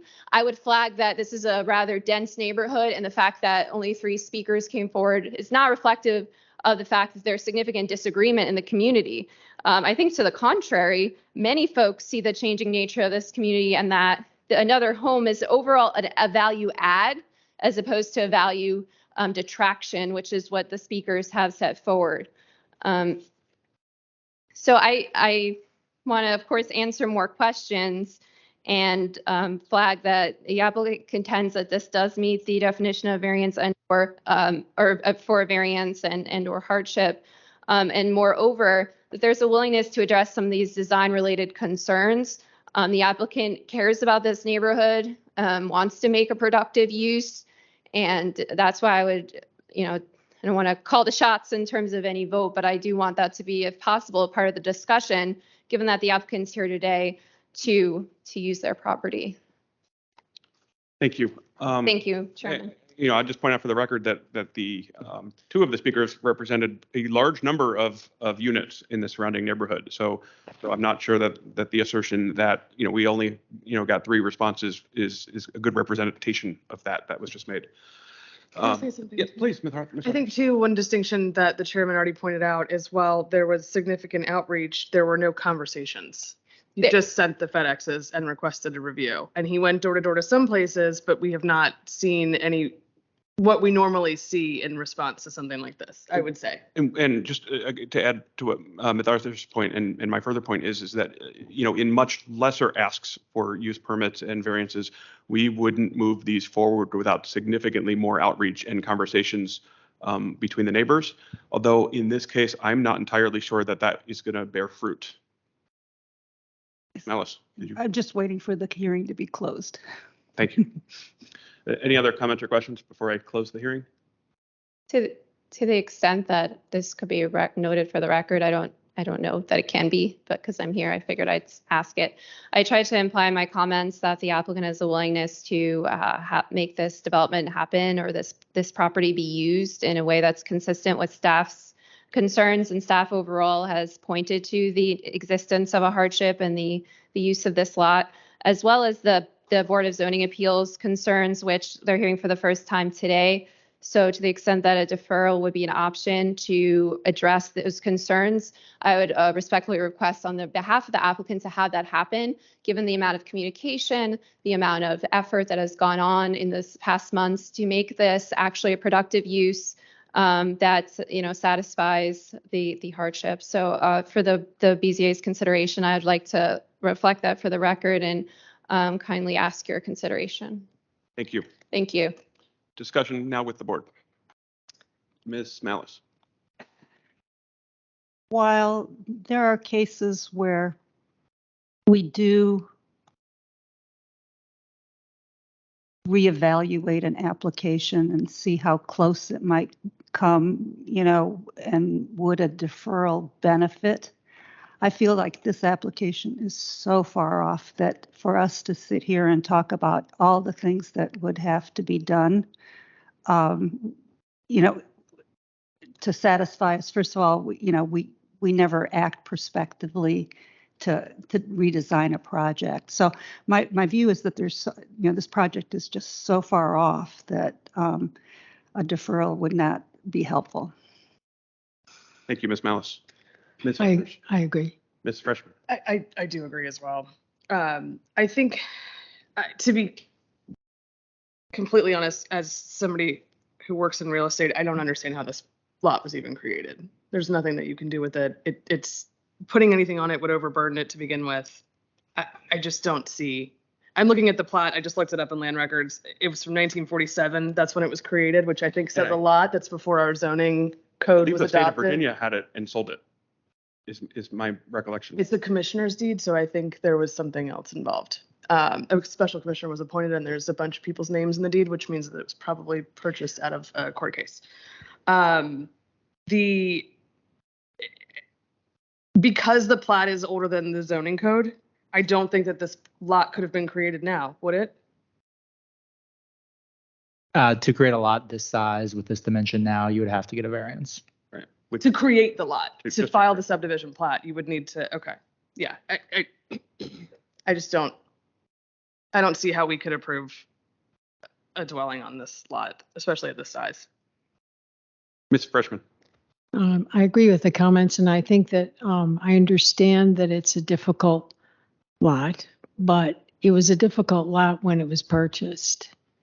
And it was purchased nonetheless with a history of having a variance denied.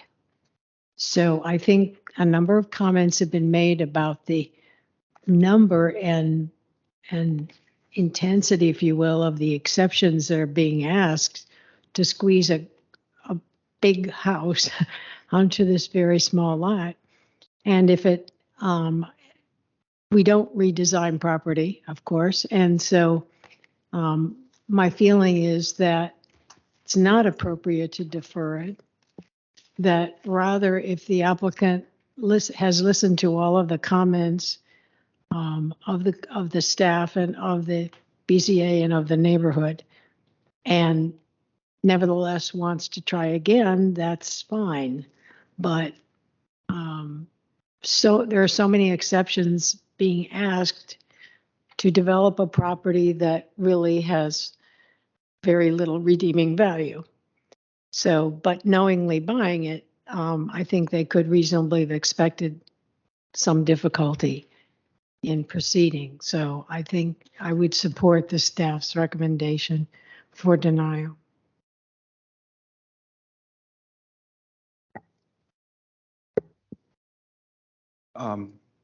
Ms. Arthurs, did you have something else?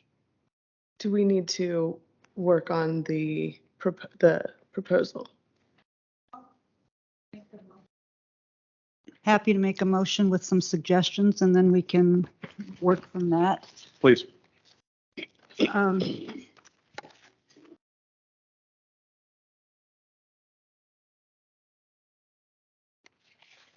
Sorry, looking for the motion language.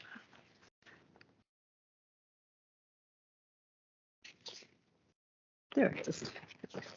I move that the Board of Zoning Appeals adopt the attached proposed resolution denying variance V-11888-23-VA-1, subject to the conditions in the resolution.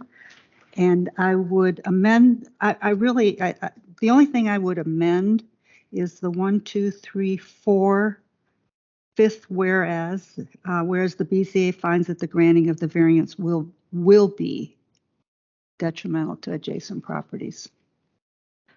You might look up the rest, but after consideration, whereas just before that does indicate that the hardship was created by the applicant, and I'm satisfied with that, but I need a motion for us. I need a second for us to proceed. So that's my only change, is that will be detrimental. A motion made by Ms. Malice, seconded by Ms. Freshman for the proposed resolution denial with a change on the fifth whereas discussion on the motion. And I have one more recommended suggestion that I'll just throw out and see how people feel. On the 1, 2, 3, fourth whereas, at the end, first, I think that the applicant should be singular, not plural. I think that's just a typo. And add, striking the comma and adding, by requesting the BZA approve more than a by right project in a conforming location would be entitled to.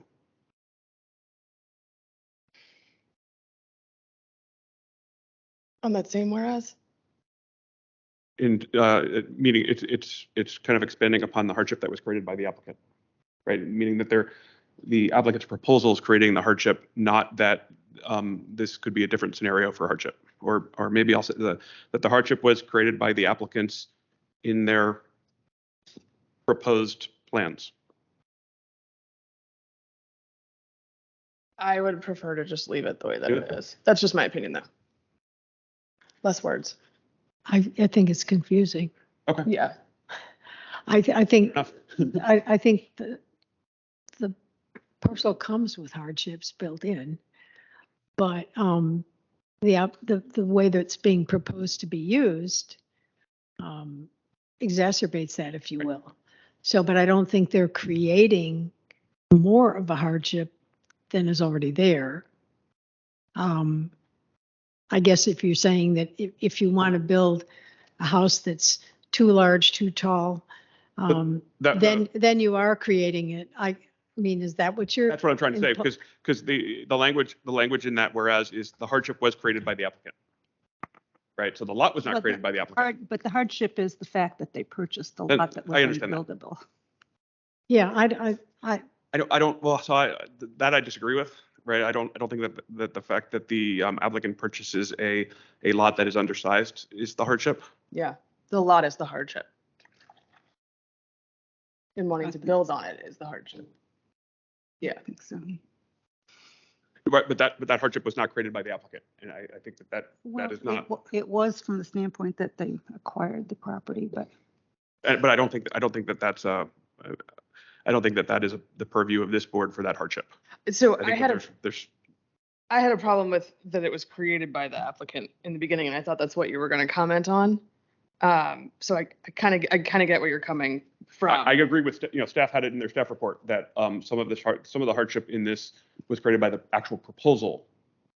Right, that's what I'm trying to get at, as opposed to other variances. If I build a garage without a permit, and then want a variance to get retroactive approval, I created the The hardship. proposal That's the- exacerbates the That's the hardship. typical that the- hardship that variances would deal with.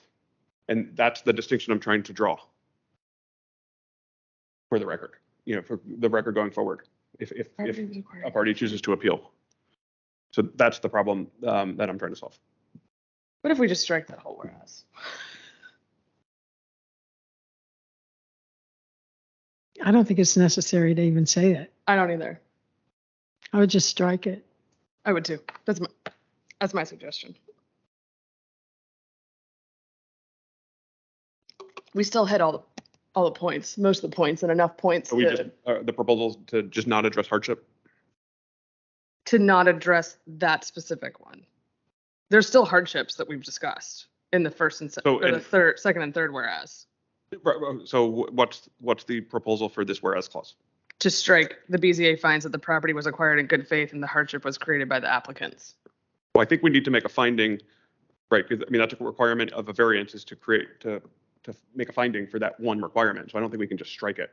We either have to, the hardship was created by the applicant, or the hardship was not created by the applicant. It's the proposal. Yeah, That is the problem. it's factually doesn't I work don't here. think. Created by the hardship was created by the applicant's proposal. The hardship would be created by the applicant's proposal.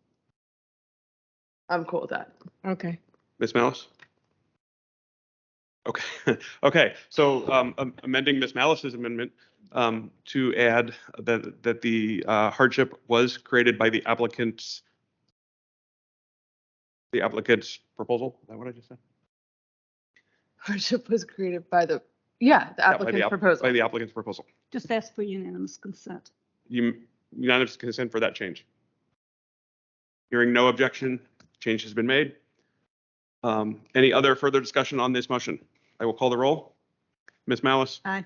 Ms. Freshman? Aye. Ms. Clark? Aye. Ms. Arthurs? Aye. Chair votes aye. The motion to deny this application with the two amendments passes 5-0. Mr. Bowen, can we return briefly to the second case? Are we ready for that? I'm sorry, not the second, let's see, Case number two. V-11887-23-UP-1. Yes, and thank you to Mr. Moore for bearing with us.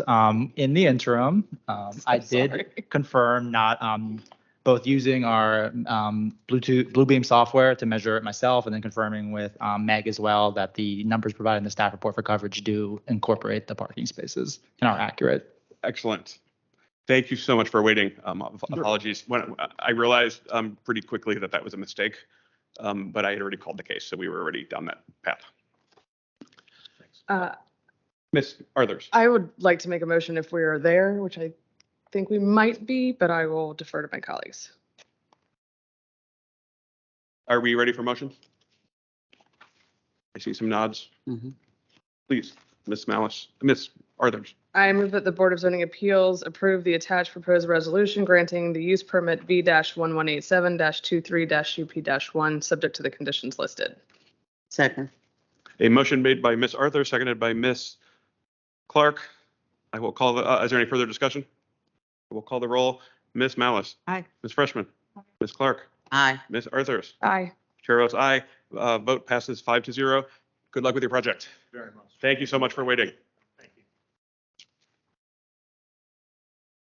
Mr. Bowen, can you please call the next case? Let's roll. Yes, Mr. Kaplan. I believe the very next case on the agenda, case number V-11889-23-UP-1 was approved in a group motion at the beginning of the hearing. So knowing that, we will move on to the following case, which is case number V-11890-23-UP-1. This is a use permit request by Fiona London and David Cale, the owners, to permit a street setback of 16 feet to the building wall, 14.5 feet to the building eave, instead of 25 feet to the building wall, 21 feet to the building eave as required from South Illinois Street, regarding the reconstruction of an existing non-conforming building walls to support a second-story addition to an existing one-family dwelling on a corner lot in the R6 zoning district on the premises known as 5500 3rd Street South within the Glen Carlin Civic Association. Staff recommends that the board adopt the attached proposed resolution approving the use permit request with conditions. Please note that we do not have speakers signed up to speak on this case, but we do have supplemental material that has been submitted, and that includes an associated email and certified mail receipts from Gloria Johnson, a neighbor, and from Nagwan Salaman, a neighbor as well. Thank you, Mr. Bowen. Any questions for staff on this application? Ms. Malik. Just a nit. There's 2 applications. Does that happen often? 2 applications in which sense? Of Literally 2 different applications here. One, the only difference is contact, but I think that's the only difference. Oh, in terms of the record summary form, is that what you're looking at potentially? The application? Yeah, that is, if the applicant includes multiple points of contact, multiple on the contacts tab, so sometimes they'll have their own name, and then sometimes they'll put, the name of another additional property owner.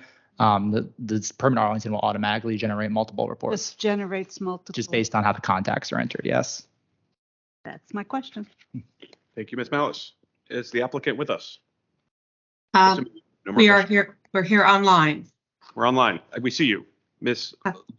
Hello, Fiona Leiden and Leiden, Dave thank you. Cal. Please, would you like to speak to your application?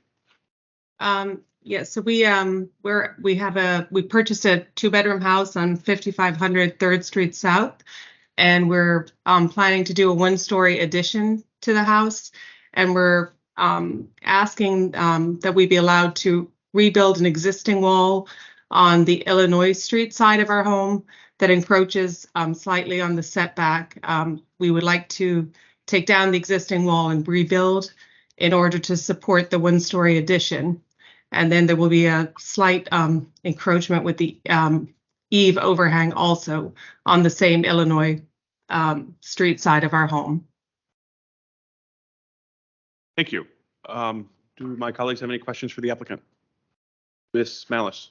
Yeah, there was a little hang up on the rear neighbors, and I see in the supplemental material that there was letters sent to them. Yeah, so we reached out to all of the neighbors involved by email initially and got responses from 4 of them, and also spoke to them in person. There were 2 neighbors that we had not heard from. So we then, in addition to the email contact, sent certified letters. They don't come to the door when you knock? They're rental properties, so we spoke to the renters, but the owners did not respond. Oh, so the things that were sent to the owners? Yeah, but we also went door to door. We spoke to the renters, but not to the owners. But we did try to contact them by email and then a certified letter also. Oh, because the addresses on the letters were not the owner's address, but the renter's address, right? Yeah, that's correct. So did you try to contact the owners? Yes, by email several times. Okay, what are their names? Those are the names that are on the Gloria Johnson and. I see. Gloria Johnson's the owner, not the renter. Yes. Okay. Okay, thank you. Anything further? Discussion with the board.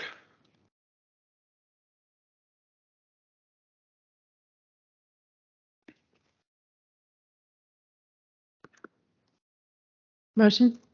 Ms. Freshman. I move the Board of Zoning Appeals grant the attached proposed resolution approving use permit B-11890-23-UP1, subject to the conditions listed. I'll second. A motion made by Ms. Freshman, seconded by Ms. Clark. Is there any further discussion? We'll call the roll. Ms. Malice. Aye. Ms. Freshman. Aye. Ms. Clark. Aye. Ms. Arthurs. Aye. Chair votes aye. Motion to pass this use permit passes 5-0. Congratulations. Good luck with your project. Thank you so much. Mr. Bowen, can you please call number 6 on the agenda?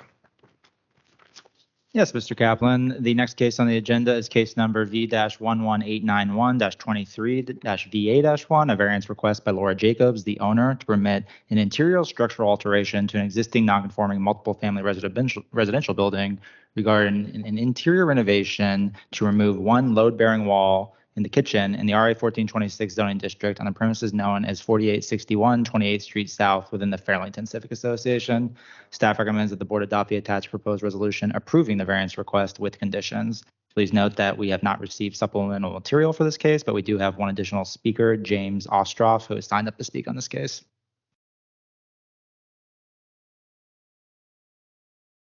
Thank you, Mr. Bowen. Any questions on this application for staff? I do have one little question. Looking at, sorry, What? Why don't we do this and then we could talk about it? oh, Ms. Arthurs has a question or concern about the case we just approved. Are the applicants still here from the prior case? I'm sorry, Jacobs, we're gonna I'm be so right with you. sorry. We'll be right with you.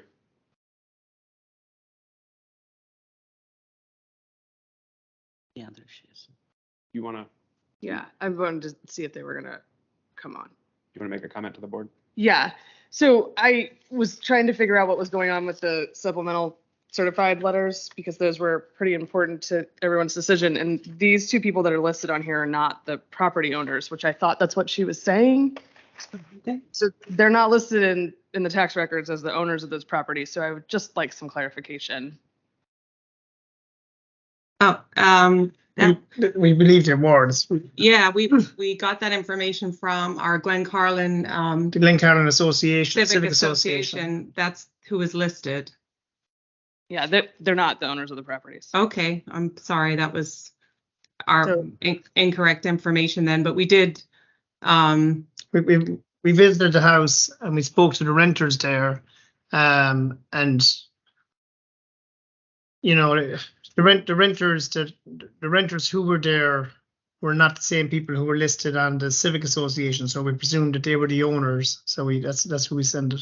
and we did have positive feedback from any of the neighbors that we did speak with, and those emails are included. They were all very supportive of us developing this house.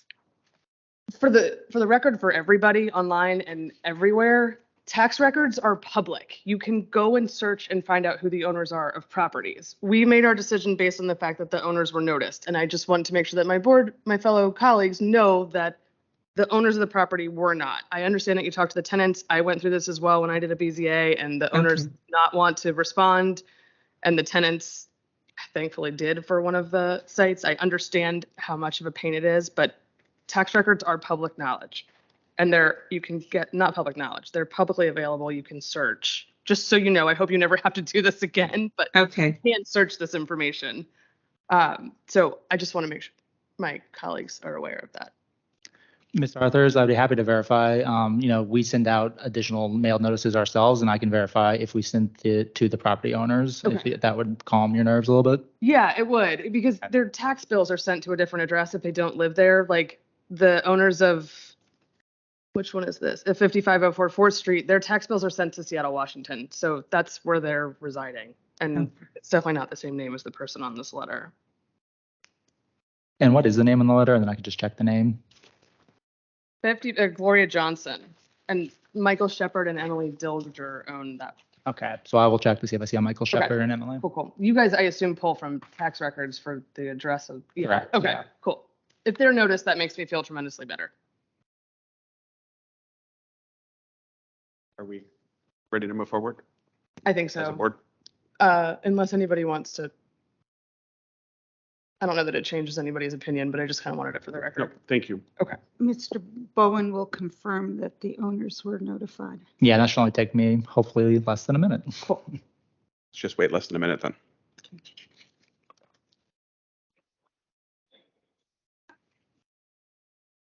Yeah, as long as we're putting it out into the sphere, I think our instructions are pretty clear on how to contact owners, as well as if the neighbors are renters, then there is instructions on how to contact owners.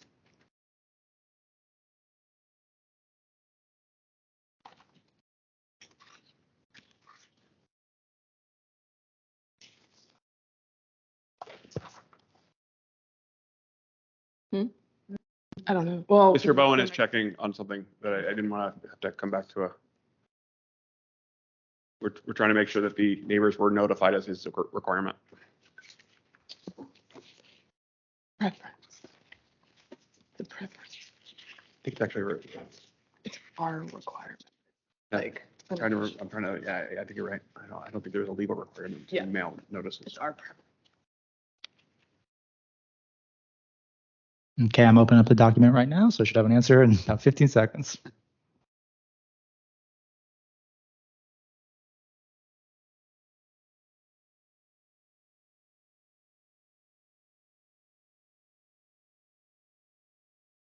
Yes, we did send a letter to them. Fabulous. Thank I'm you. good. Sorry to bother. I appreciate you hanging around. Thank you. Thank you so much. Mr. and Mrs. Jacobs, we are ready for you. I apologize.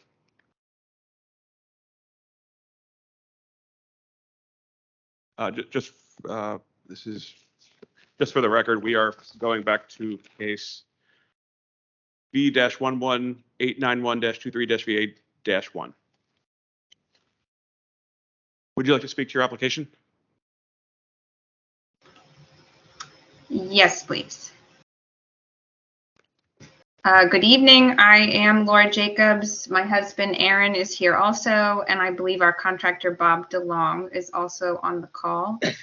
Thank you to all of you for considering our application, and to our neighbor Jim, who will speak on the matter too. I have applied for a variance through BZA in order to make internal renovations to modernize my residence, as the proposed undertaking includes moving a load-bearing structural wall. The strict application of the terms of the zoning ordinance would impart a hardship on me by restricting my ability to update the property to best serve my family. I have a baby at home. I want to update the kitchen to improve the overall energy efficiency, the kitchen's functionality, and the visibility between the rooms on the main floor of my townhouse. Right now, in order for me to have eyes on him, my baby must be underfoot in the very small kitchen while I cook, which is dangerous for both of us.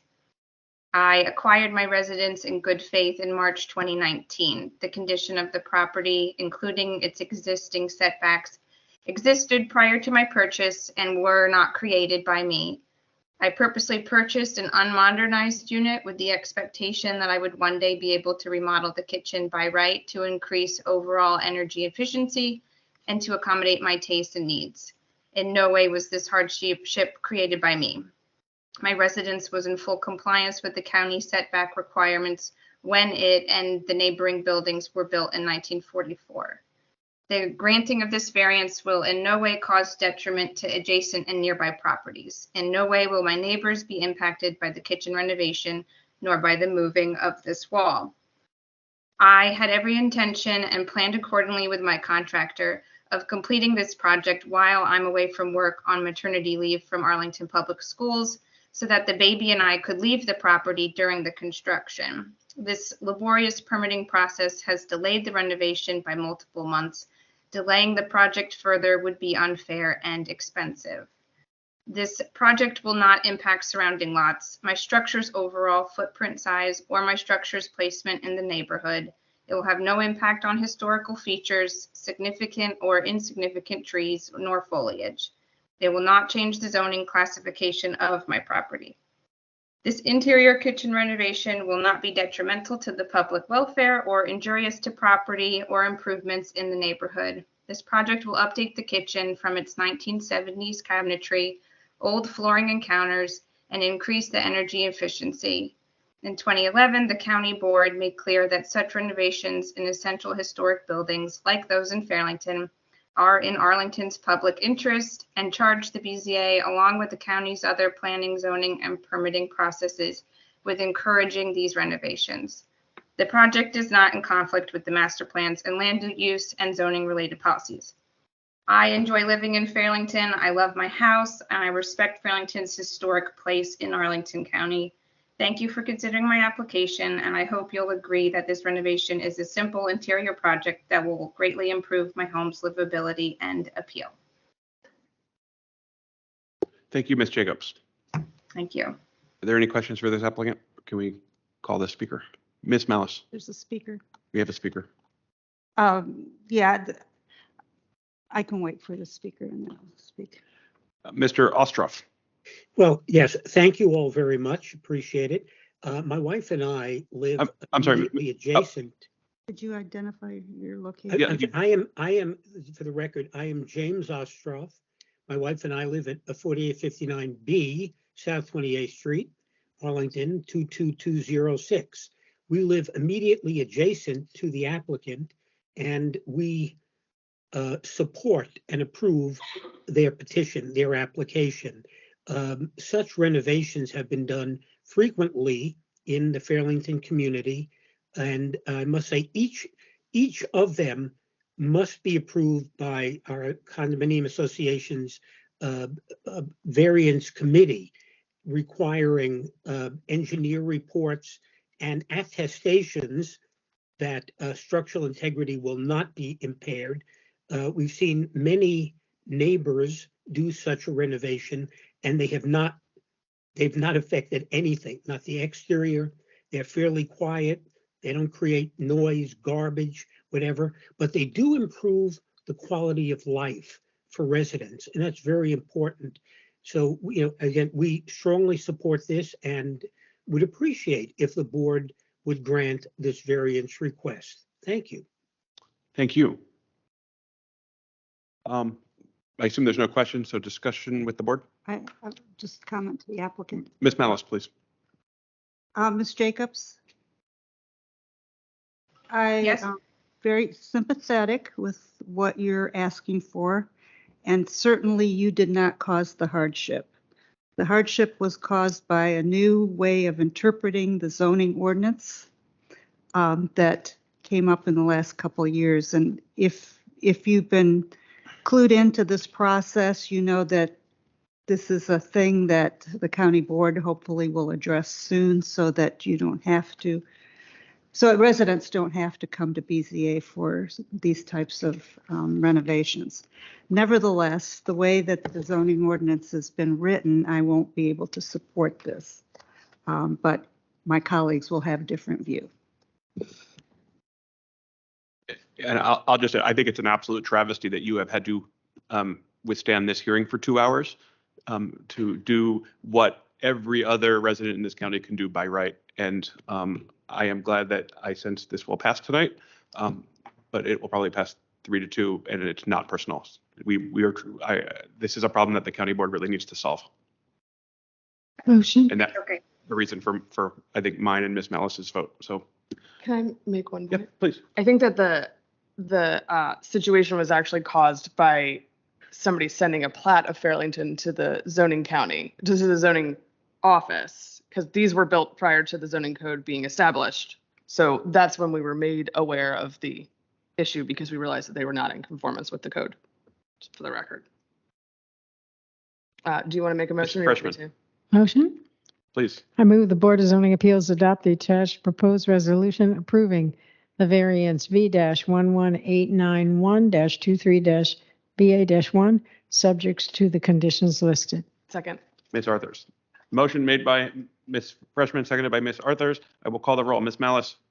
Ms. Freshman. Aye. Ms. Clark. Aye. Ms. Arthurs. Aye. Chair votes no. This application for use permit passes 3-2. Thank you and good luck with your project. Thank you. Mr. Bowen, can you please call agenda 7? Yes, Mr. Kaplan. Next case on the agenda is case number V-11892-23-UP-1. This is a use permit request by Michael and Tiffany Ellis, the owners, to permit a street setback of 10 feet to the rear detached garage instead of 25 feet to the rear detached garage as required from North Brookside Drive, regarding a modified rear detached garage to an existing one-family detached dwelling on a corner lot in the R5 zoning district on the premises known as 2512 Washington Boulevard within the Lion Park Civic Association. Staff recommends that the board adopt the attached proposed resolution granting the use permit request with conditions. Please note that we do not have additional speakers who have signed up to speak on this case, but we do have supplemental materials that have been submitted, and this includes 2 letters of support from neighbors. Thank you, Mr. Bowen. Do we have any questions for staff on this application?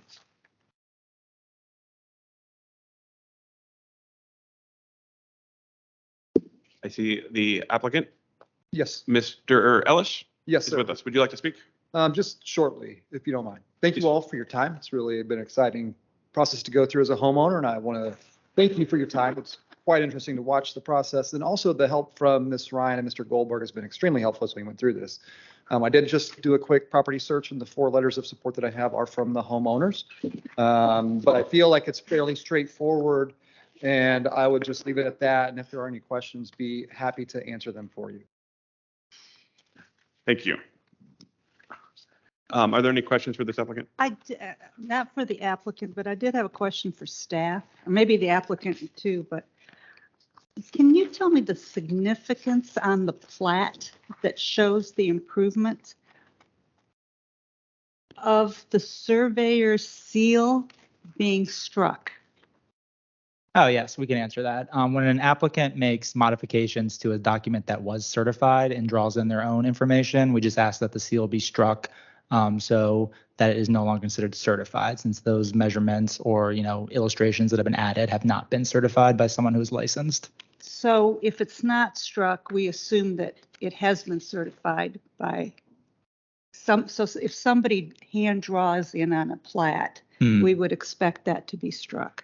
Yes, that is a practice we've had for, I'm not sure exactly how long, but, probably for over a year now, that when an applicant has made a decision or has made a modification to a plat, it is appropriate for the seal to be stricken, since it is no longer a certified document from a surveyor or civil engineer. All right. So in my 10 years, this is the first time I've seen a seal struck. So it's a recent change. Relatively recent. Yeah, I can't pinpoint the exact date, but I think we had one earlier tonight, actually, too. Yeah. I think we had 1 or 2 earlier tonight as well. Oh, did we? So It didn't have red, it was black. It was black, right? Oh, That's right. it was the red that jumped Yeah, out at yeah. me. I see. I think that's Motion? One sec. yeah, and the supplemental material was helpful.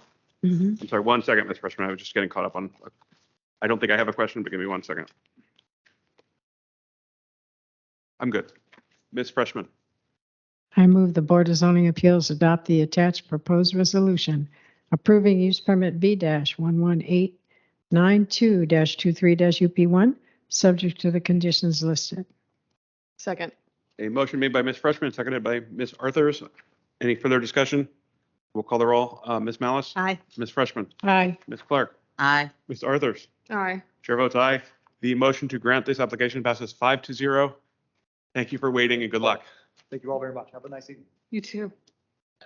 Mr. Bowen, next case, please. We're flying. Yeah, yes, Mr. Kaplan. The next case on the agenda is case number V-11893-23-UP-1. This is a use permit request by Charlene Alexander, the owner, to permit a fence height of 6 feet instead of 4 feet as required within the street setback regarding a new fence in the R6 zoning district on the premises known as 409 South Larimore Street within the Glen Carlin Civic Association. Staff recommends that the board adopt the attached proposed resolution granting the use permit request with conditions. We do not have any additional speakers who have signed up in advance on this case, nor do we have any additional supplemental materials. Do we have any questions for staff on this? I do have a question on, if you can see on this picture, I know that there's the fence shown on the right goes all the way to the corner of 5th Road. And it is the correct height or the requested height as compared to the fence on the left, which is actually alongside the house. Yes. Yes, I would partially defer to the applicant in that regard, but I believe that the fence that is on site that is taller is conforming to zoning ordinance and requirements and has received a fence permit and was approved. And just this small section of fencing that she would like to build at 6 feet tall is currently shown in that photograph as not a tall fence and is, in fact, I would say concealed behind bushes. It would connect the two pieces of fence? Yeah. Correct. That's all that this is for, is to connect the fence? I was just about to say, I did a site visit because I totally did not understand this application until I went to the property earlier today. And I just want to say it is a travesty that this is required and that that fence is not already complete. And I think that someone should make a motion. I'll make a motion. Ms. Arthurs? Let me find it. Really No? Well, let her speak. Maybe she wants to speak. Sorry. Okay, Ms. Malice. No, I just wondered why your neighbor would object. We have an to objection? Filling, well, they didn't. Well, they didn't They say didn't one way or respond. another. Oh, I did, okay. And the Why fence is already your there. most affected neighbor would not value this. This is for the applicant. Let's Well, ask the- her. I tried. Are you talking about the neighbor that's on the other side of the fence? Yes. Yes, 5915. I sent the owner of that property a letter. I didn't hear from her. I followed up with an email. She had been ill, and in her email, she said she would be getting to that letter the following week. That never happened. I sent another email to her, did not get a response, and so my assumption is if she objected, she would have responded. Mhm. Okay, so yeah, that happened in August, right? I'm sorry? That happened in August, according to the Yeah, materials. it's been it's been a while. And so she's never piped up about it. She did not. And she was notified, correct? This is already there. Oh, yeah. Well, there's a gap. There's a gap. There's a chain link fence. Yeah, but I mean, it's there. Yeah. There's a. I just Didn't wondered, like I it, just you could wondered say why. This is a weird quirk in how, like, that's the pipe. I don't know if it's a pipe stem officially, but it's like a weird quirk in that, which didn't make sense to me until I saw it. Okay, I'm done. Anyone? I make my motion. Please. I lost it. Hold on. I was just scrolling. I move that the Board of Zoning Appeals approve the attached proposed resolution granting the use permit V-11893-23-UP-1, subject to the conditions listed. Second. Whoops. A tie. A motion made by Ms. Arthur, seconded by Ms. Malice. Is there any further discussion? I will call the roll. Ms. Malice? Aye. Ms. Freshman? Aye. Ms. Clark? Aye. Ms. Arthurs? Aye. Chair votes aye. This motion passes 5-0. Enjoy your new 25 feet of fence. Might be the Thank you smallest very project much. we've ever approved. Thank you, and thank you to the staff because they are fabulous. They are pretty awesome. They are They fabulous. really are. That They're is- extraordinarily been patient challenged. and helpful. Yes. Thank you. I think we have two more. Mr. Bowen, number 10. Yes, the very next case on the agenda, just to confirm, was included in the group motion at the start of the hearing and will be deferred to December. So moving on from there, the next case after that is case number V-11895-23-UP-1. This is a use permit request by David Kaiser on behalf of A.M. Mueller and Wayne Chen, the owners, to permit a separation of 4.3 feet between a main building and an accessory building instead of 8 feet between buildings as required regarding a proposed accessory building to an existing one-family dwelling in the R27 zoning district on the premises known as 1911 South Lorton Street within the Green Valley Civic Association. Staff recommends that the board adopt the attached proposed resolution granting the use permit request with conditions. Please note that we do not have supplemental speakers who have signed up to speak for them in this request, but we do have a letter of support from one additional neighbor that has come in as supplemental material. Mr. Chairman, Ms. Arthur. I am going to recuse myself because I own a house 3 doors down and I'm also friends with the applicant. So I'm going to step out in the back while you guys hear this case. Thank you.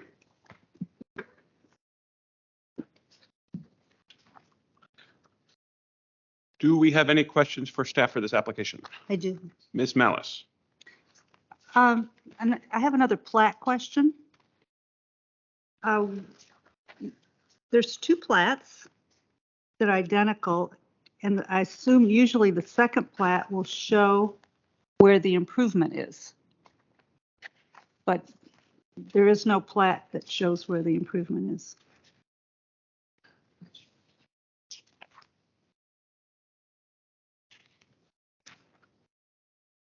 So in terms of plats, we only require one plat that's signed and sealed by a surveyor that can show either the existing or approved conditions. We do have what I would call diagrammatic site plans labeled A04, showing the location of the proposed accessory building. So we don't require there to be a plat showing the new improvement?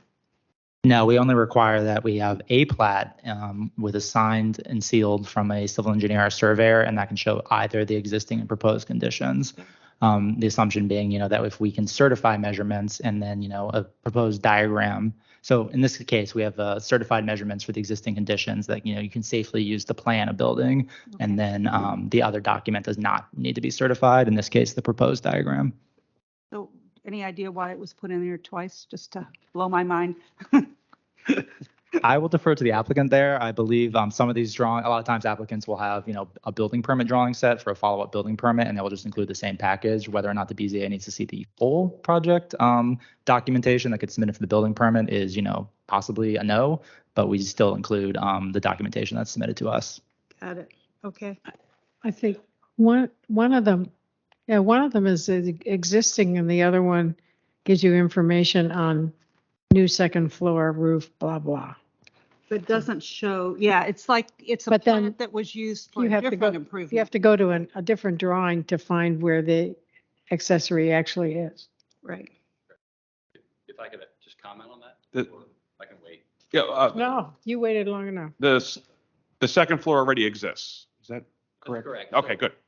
So this is a I'm not plat crazy. used So- for another purpose. Yes. That's correct. So what you're referring to earlier about kind of proposed conditions being indicated on the plat, this plat was originally done in 2016, and those were the proposed conditions at the time that it was done. Are you are you Mr.? I'm sorry, I'm David Kaiser. I'm the agent for the owners. Homeowners are online. So no new plat was done for this. Correct. So that is the proposed site plan to show conditions. We will do a final plat. I believe that's part of the conditions of the staff's approval of Is that correct? application. Yeah, typically for most building permits, a final survey is required to certify that setbacks, and especially for a BZA approval where very specific setbacks are given down to 1/10 of a foot, a final survey is included in the condition language. Mr. Chairman, it looks like the owners are with us too. Yes, I believe they are. Who is planning to speak for this? I'm prepared to speak. They can certainly add comments as well. I don't know if they signed up as speakers. No, they don't. They're fine. Oh, okay. They don't have to. They don't sign have, up. yeah, the owners and the applicant are assumed to want to speak. Okay.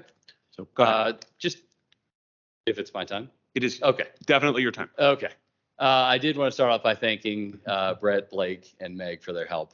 Very responsive. I've worked in a number of different counties, and it's not always the case. So I don't want to take that for granted. So thank you, guys. Thank you. I did also want to bring up, we do have letters of support from 8 of the neighbors. And there was a 9th neighbor who who the homeowners were unable to reach in direct efforts. So they did send a certified mail with Yep. all the plans and kind of the information about the project. And I do have a copy of the certified. What is the mail address that you're referring to? receipt. I'm sorry, it is 1912 South Langley Street. That's a very important affected neighbor.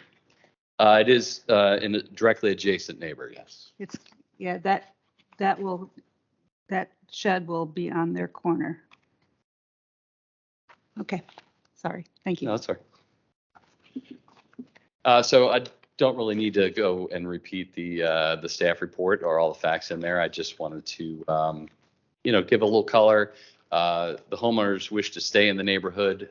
They are looking to expand their family. Do need a little additional space as a result for storage and for home office use. So this is really how that space is going to be used.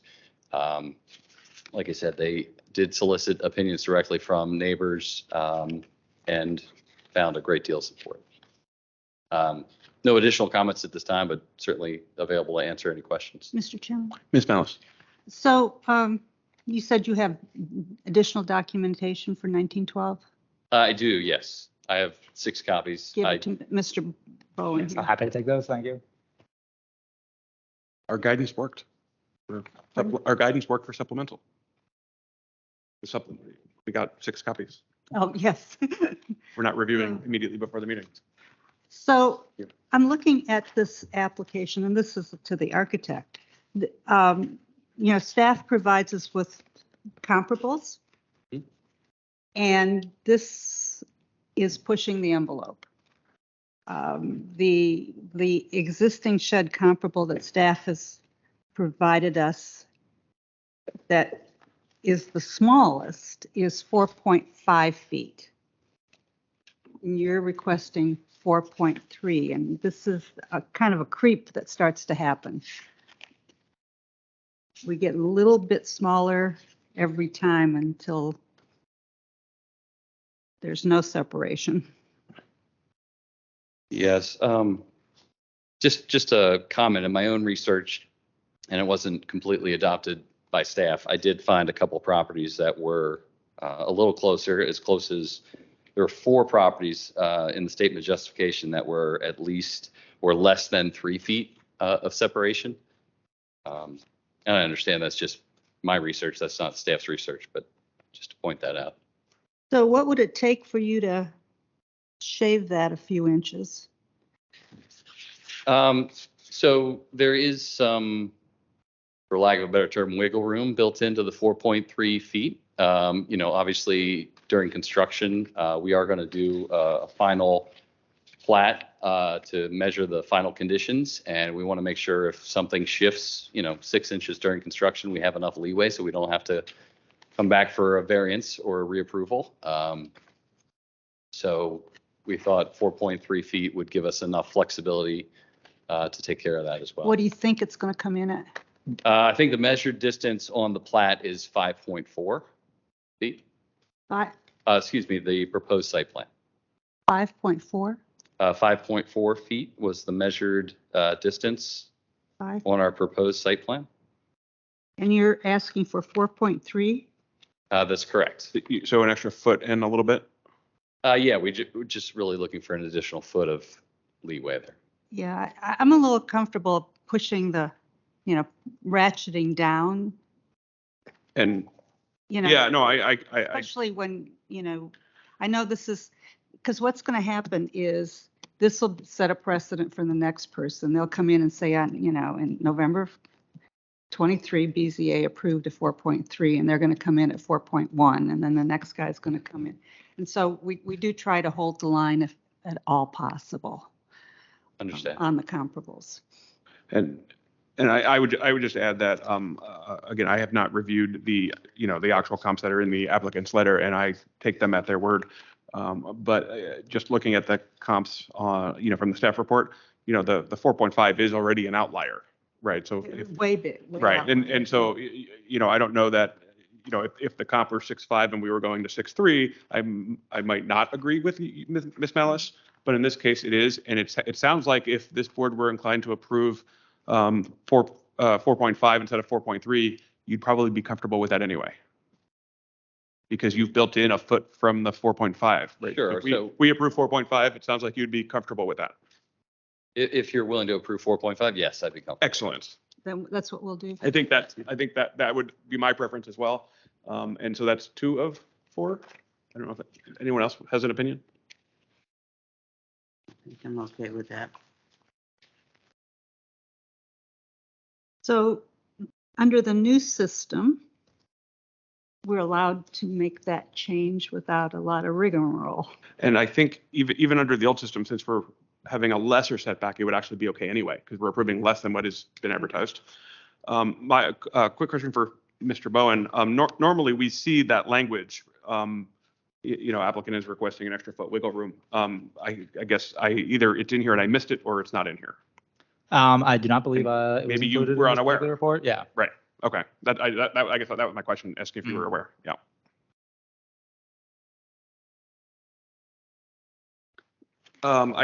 What's the best way to do that, Mr. Bowen? I think we just change the resolution. We make a motion and change the resolution from 4.3 to 4.5. Is the dimension in the resolution? Yes. Yeah, okay, yeah, that's easy. Refers to whereas. Yes. I think that is an easy change. We're going to change that to 4.5. Okay. I am excited that this applicant has built-in wiggle room. And not that 0.2 is insignificant, but it's insignificant if you have a foot. So, Motion. Ms. Freshman. I move the Board of Zoning Appeals approve the attached proposed resolution granting use permit V-11895-23-UP-1, subject to the conditions listed, with the change in the first whereas to permit a building separation of 4.5 feet. Second. A motion made by Ms. Freshman, seconded by Ms. Malice, with the change from 4.3 to 4.5. Is there any further discussion? Hearing none, I will call the roll. Ms. Malice. Aye. Ms. Freshman. Aye. Ms. Clark.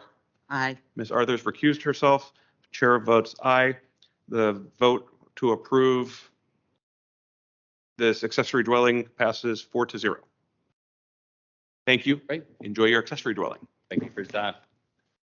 Mr. Bowen, last case. Yes, very quickly noting that case number V-11896-23-UP-1 was included in the group motion at the beginning of the hearing.